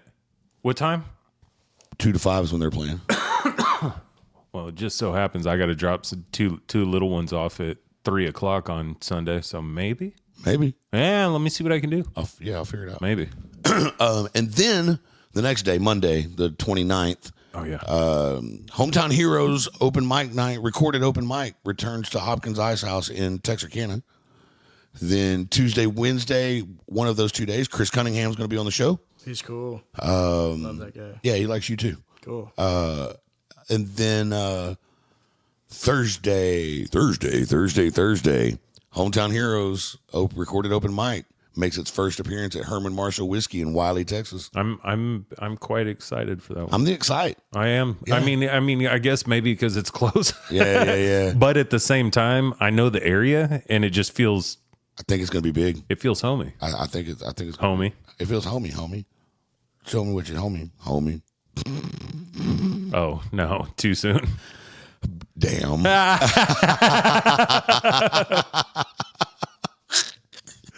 That just caught me. But not him. Sorry. Show me where to poke me, homie.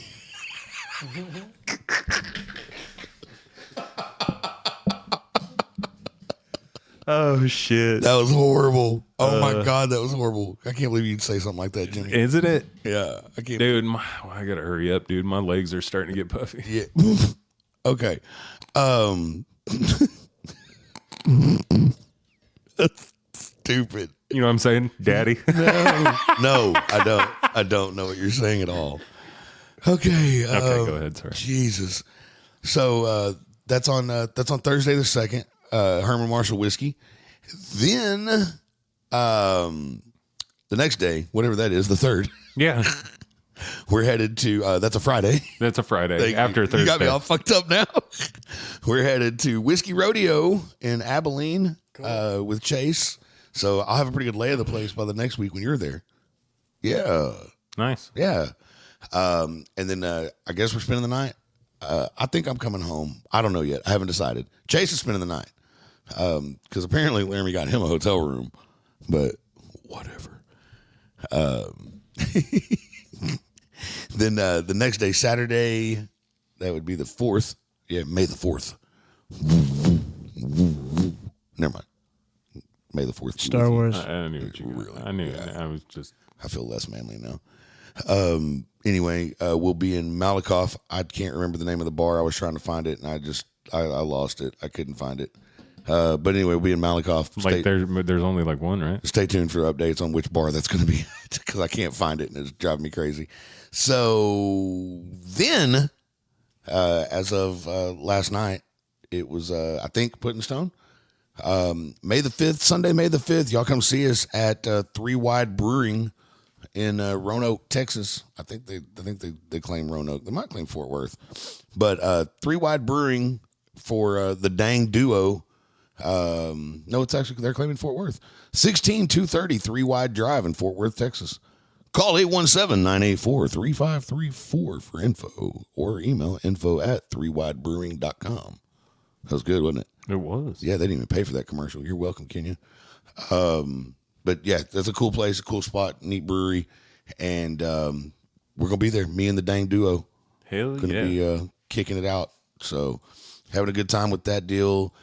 I think that's it, other than I now know that on May 10th, I'm apparently going to be at Whiskey Rodeo with our special guest here, Mr. Hayden Hilliard. Hey. 3 White's badass, man. That's about all I got. Other than that, let's do a quick sponsor shout out, Jimmy, because our guest is going to sign us out of here when we're done. So, as always, be sure to like, follow, and share the Ryland Strong Network. RylandStrongNetwork.org. Get ready for the 3rd annual Ryland Strong Network Car, Truck, and Bike Show, October 5th at the Red Barrel Bar and Grill in Dublin, Texas. Yeah, full day of music, cornhole, bounce houses, face painting, headlined by none other than Mr. Ryder Grimes. Moving right along, thanks to Inky Blinders Tattoo and Maypearl Necklace, Texas. Bad Idea Customs in Plains, Montana. I'm trying to go up there on the weekend of the 9th, by the way. Pops Classic Car Photo Resource 1, 2, 3. Thanks, Mark and Mary. Special thanks to Rev Limit Off Road, Blue Ridge, Texas. Thanks, Ryan Christenberry, for real, dude. You're a rock star fan, man. Thank you so much. Wicked Clover Tattoo, Dublin, Texas.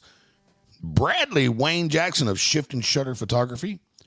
Bears Cafe. Y'all make sure that you get your asses out to Bears. This is Wednesday, right? Mm-hmm. Y'all got 2 more days to get to Bears Cafe and eat some of their badass food in Sanger, 303 Boulevard Street, before they Katie bar the doors and fire up their food truck and find them at a venue near you.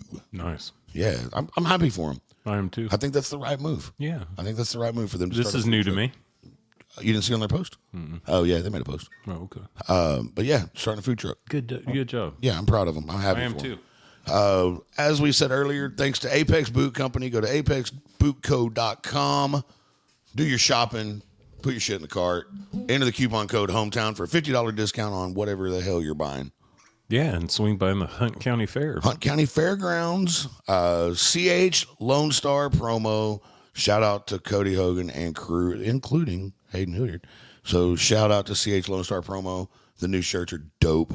Hell yeah. And They look good, man. yeah, I'm excited, man. I hope we sell them. I hope I lose a couple. Did y'all get them in just black? No, I got gray with black ink also. Nice. And then they'll put all kinds of colors on the website. Cool. Right. We just wanted a quick travel inventory. That'll look good. Yeah, I'm excited to lose a few more pounds so that gray one doesn't look stupid on me.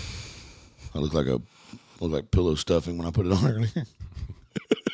Did have a busted can of biscuit? Had a tag that said "Do not eat." But anyway, thanks to CH Lone Star promo. New storefront coming soon in Aubrey, Texas. Nice. From CH Lone Star promo. Thanks to BMF Customs in Terrell, Texas. Michael Locke, you a bad man, boy. Special D Automotive in Rockwall, Texas. Go check them out for anything automotive that you might need in the Rockwall area. Automotive? Automotive. Automotive. Alignments, inspections, air conditioning, brake jobs, oil changes, put a motor in, put a battery in a Prius. They'll do it all. Nice. Yeah. Zenful Designs, custom jewelry and artwork. Thanks, Tori. And Tori's signature made it to the shirt. Did you see that? I saw that. Yeah, she's the one that drew our shirts. Cool. But yeah, her signature made it to the shirt. So thank you, Tori.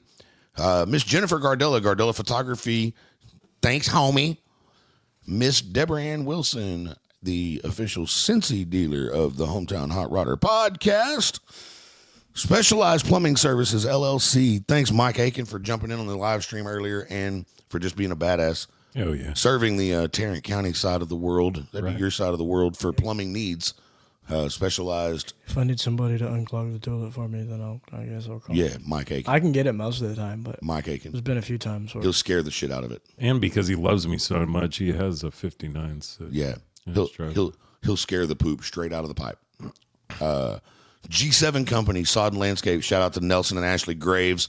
Love y'all. Best of luck to you.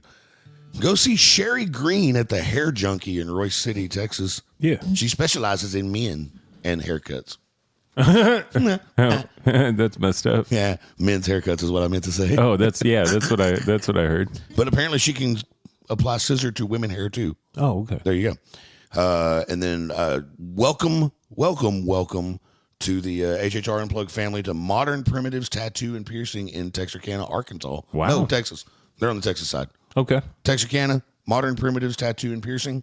And welcome back to the familia, unless you don't come watch my motherfucking cars. Austin, Only Suds, LLC. That dude's good, dude. He does a lot of exotic cars, and now he's just going to do our regular old basic bullshit cars. Yeah, I was going to ask him to do Kelly's car, but Yeah. That'd cost another Yeah. sponsorship. I don't know if he can do the mini truck or not. Scrub the paint off of it. Scrub the paint. But, well, I'm going to leave it at this since we're going to check out of here once you finish playing, Hayden. Dude, thank you really for real. Thanks again for coming out, man. Yeah. And thanks for putting on a hell of an episode for everybody, dude. It's going to be good. Thanks. When this makes it to the internet, it's going to be good. Cool. Thanks for having me, man. I appreciate the platform that you guys have given me and kind of letting me talk where I went to. I appreciate that. Right on, sure. man. Absolutely, dude. I feel like a lot of people don't. People get some insight on my life and that I'm human. I'm not just a musician. And I feel like, I hope anything that we talked about on a serious note can help whoever else. Oh, yeah. For sure. Because I think it's important. It is. I think it is too, man. Because, people need to know that there's other people out there that I think realize and understand. And give a shit. Yeah. Well, yeah, you're not alone. That's the hugest. Jesus. Is it the biggest? Yeah, the biggester. The biggest or ever. Yeah, this will be an interesting night at work for Brian. Yeah, I still got to go to work after this. Where are you working? I do rideshare right now at night. Oh, for like Uber and Lyft. shit? Yeah, Nice. Yeah, it's the only way I can pay the bills and have a free enough schedule to do what I need to do. Nice. You know what I mean? So that's what I do. But what was I gonna say? I don't remember. Shit. Sounded like a fire, bro. My brain just that's yeah, one of them's. I'm making sure that I'm on the correct page. Oh yeah, that's definitely you. 5,000 friends, bro. No, that's your personal page. On Instagram? Yeah, no, Facebook. Oh, yeah. Yeah. Well, if you add Instagram and Facebook together, I have 10,000. Yeah, so we don't have a Okay. Instagram for. You'll need to HHR, get but- Instagram. Yeah, I I need to know. get Instagram. I know. Do you guys have a TikTok? So is there a Hayden Hilliard? Yeah, we got TikTok. Nice. We're not real good at it, and I hope they hurry up and outlaw it. They did. Well, they made it where they can. They have not yet. But I would be okay with it if they did. Sorry. I know everybody's like, what? Yeah, I don't know. I think What? Watch your mouth. if Brian. they did, then people That's not what I wanted to do. Oh, people God. would definitely like lose jobs. Yeah, I get I that. think I because get a lot that. of people live off that. But then they'd also have to find jobs. Yeah, which is good for them. Right. Right. I mean, in hindsight, they worked their ass off to get it, Yeah, I get it. or That's shook, true. or Yeah. shook their ass to get it. Yeah. Shake their ass or bend their ass. So here's what I'm trying to do real quick. If you're wondering what I'm doing before you send us off, I am trying to send out invites. Is there a music page on Facebook? Yeah, it should be my personal. Okay, so Not that one. Just look up. stand by, ladies and gentlemen. Look it up again. Look me up again. Ow. Look me up again. You should be able to look up profile. Look up people. Boom. There you go. Oh, what the fuck? That's what I'm trying to find. Okay, well the invites will be going out as soon as I can find this. You tagged me in the HHR, my business account. Did I? Yeah. Okay, cool. I'll find it that way then. On the just the post about today. It was dude. These freaking The springs. oh, yeah. Yeah. Believe it or not, the live video. Okay, cool. I was tagged in the live video. Okay. Live on HHR. On this one, mute. Yeah. Can you see the comment? Mute. Right on. Well, dude, once again, man, thank you for being here. And Absolutely. Thanks for having me. what are you going to send us off with, man? This is a song that I wrote called Caroline. Okay. I almost forgot to unmute. I feel like you guys are gonna really like this one. Rock and roll. This is happier than the rest. So, Hey, dude. I love that sound. Still in drop D like everything else. See if I. You are now free to move about the studio. Guys, thank y'all for being here. Jimmy, thank you, homie. Yeah. Thank you to the listeners. Yeah. We love you. Thank you, guys. Don't read each other. Or two. Okay, bye.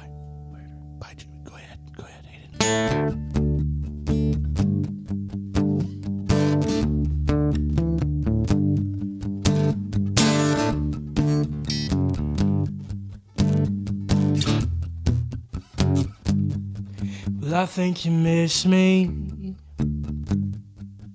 I can see it through the lines. You know you're pretty. You're steady running through my mind. Well, I think you're lying when you say you love him. That's why I keep trying to tie up these loose ends. No, you were never mine. Why do I feel like dying? You say it's all alright. I just need you to come save me, Caroline.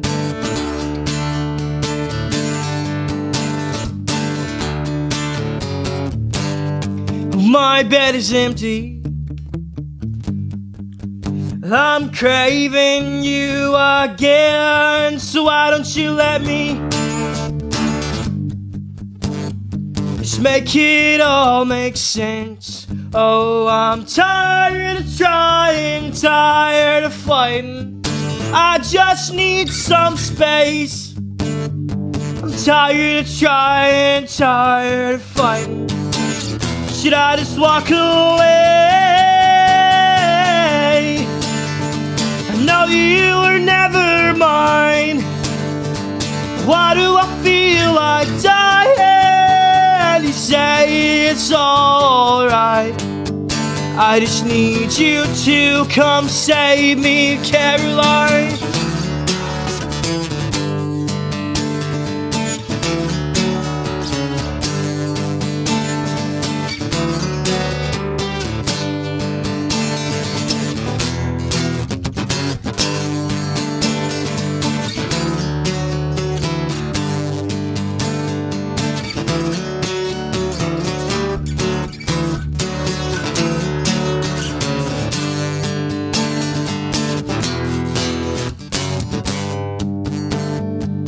No, you were never mine. Why do I feel like dying? You say it's alright. I just need you to come save me, Caroline.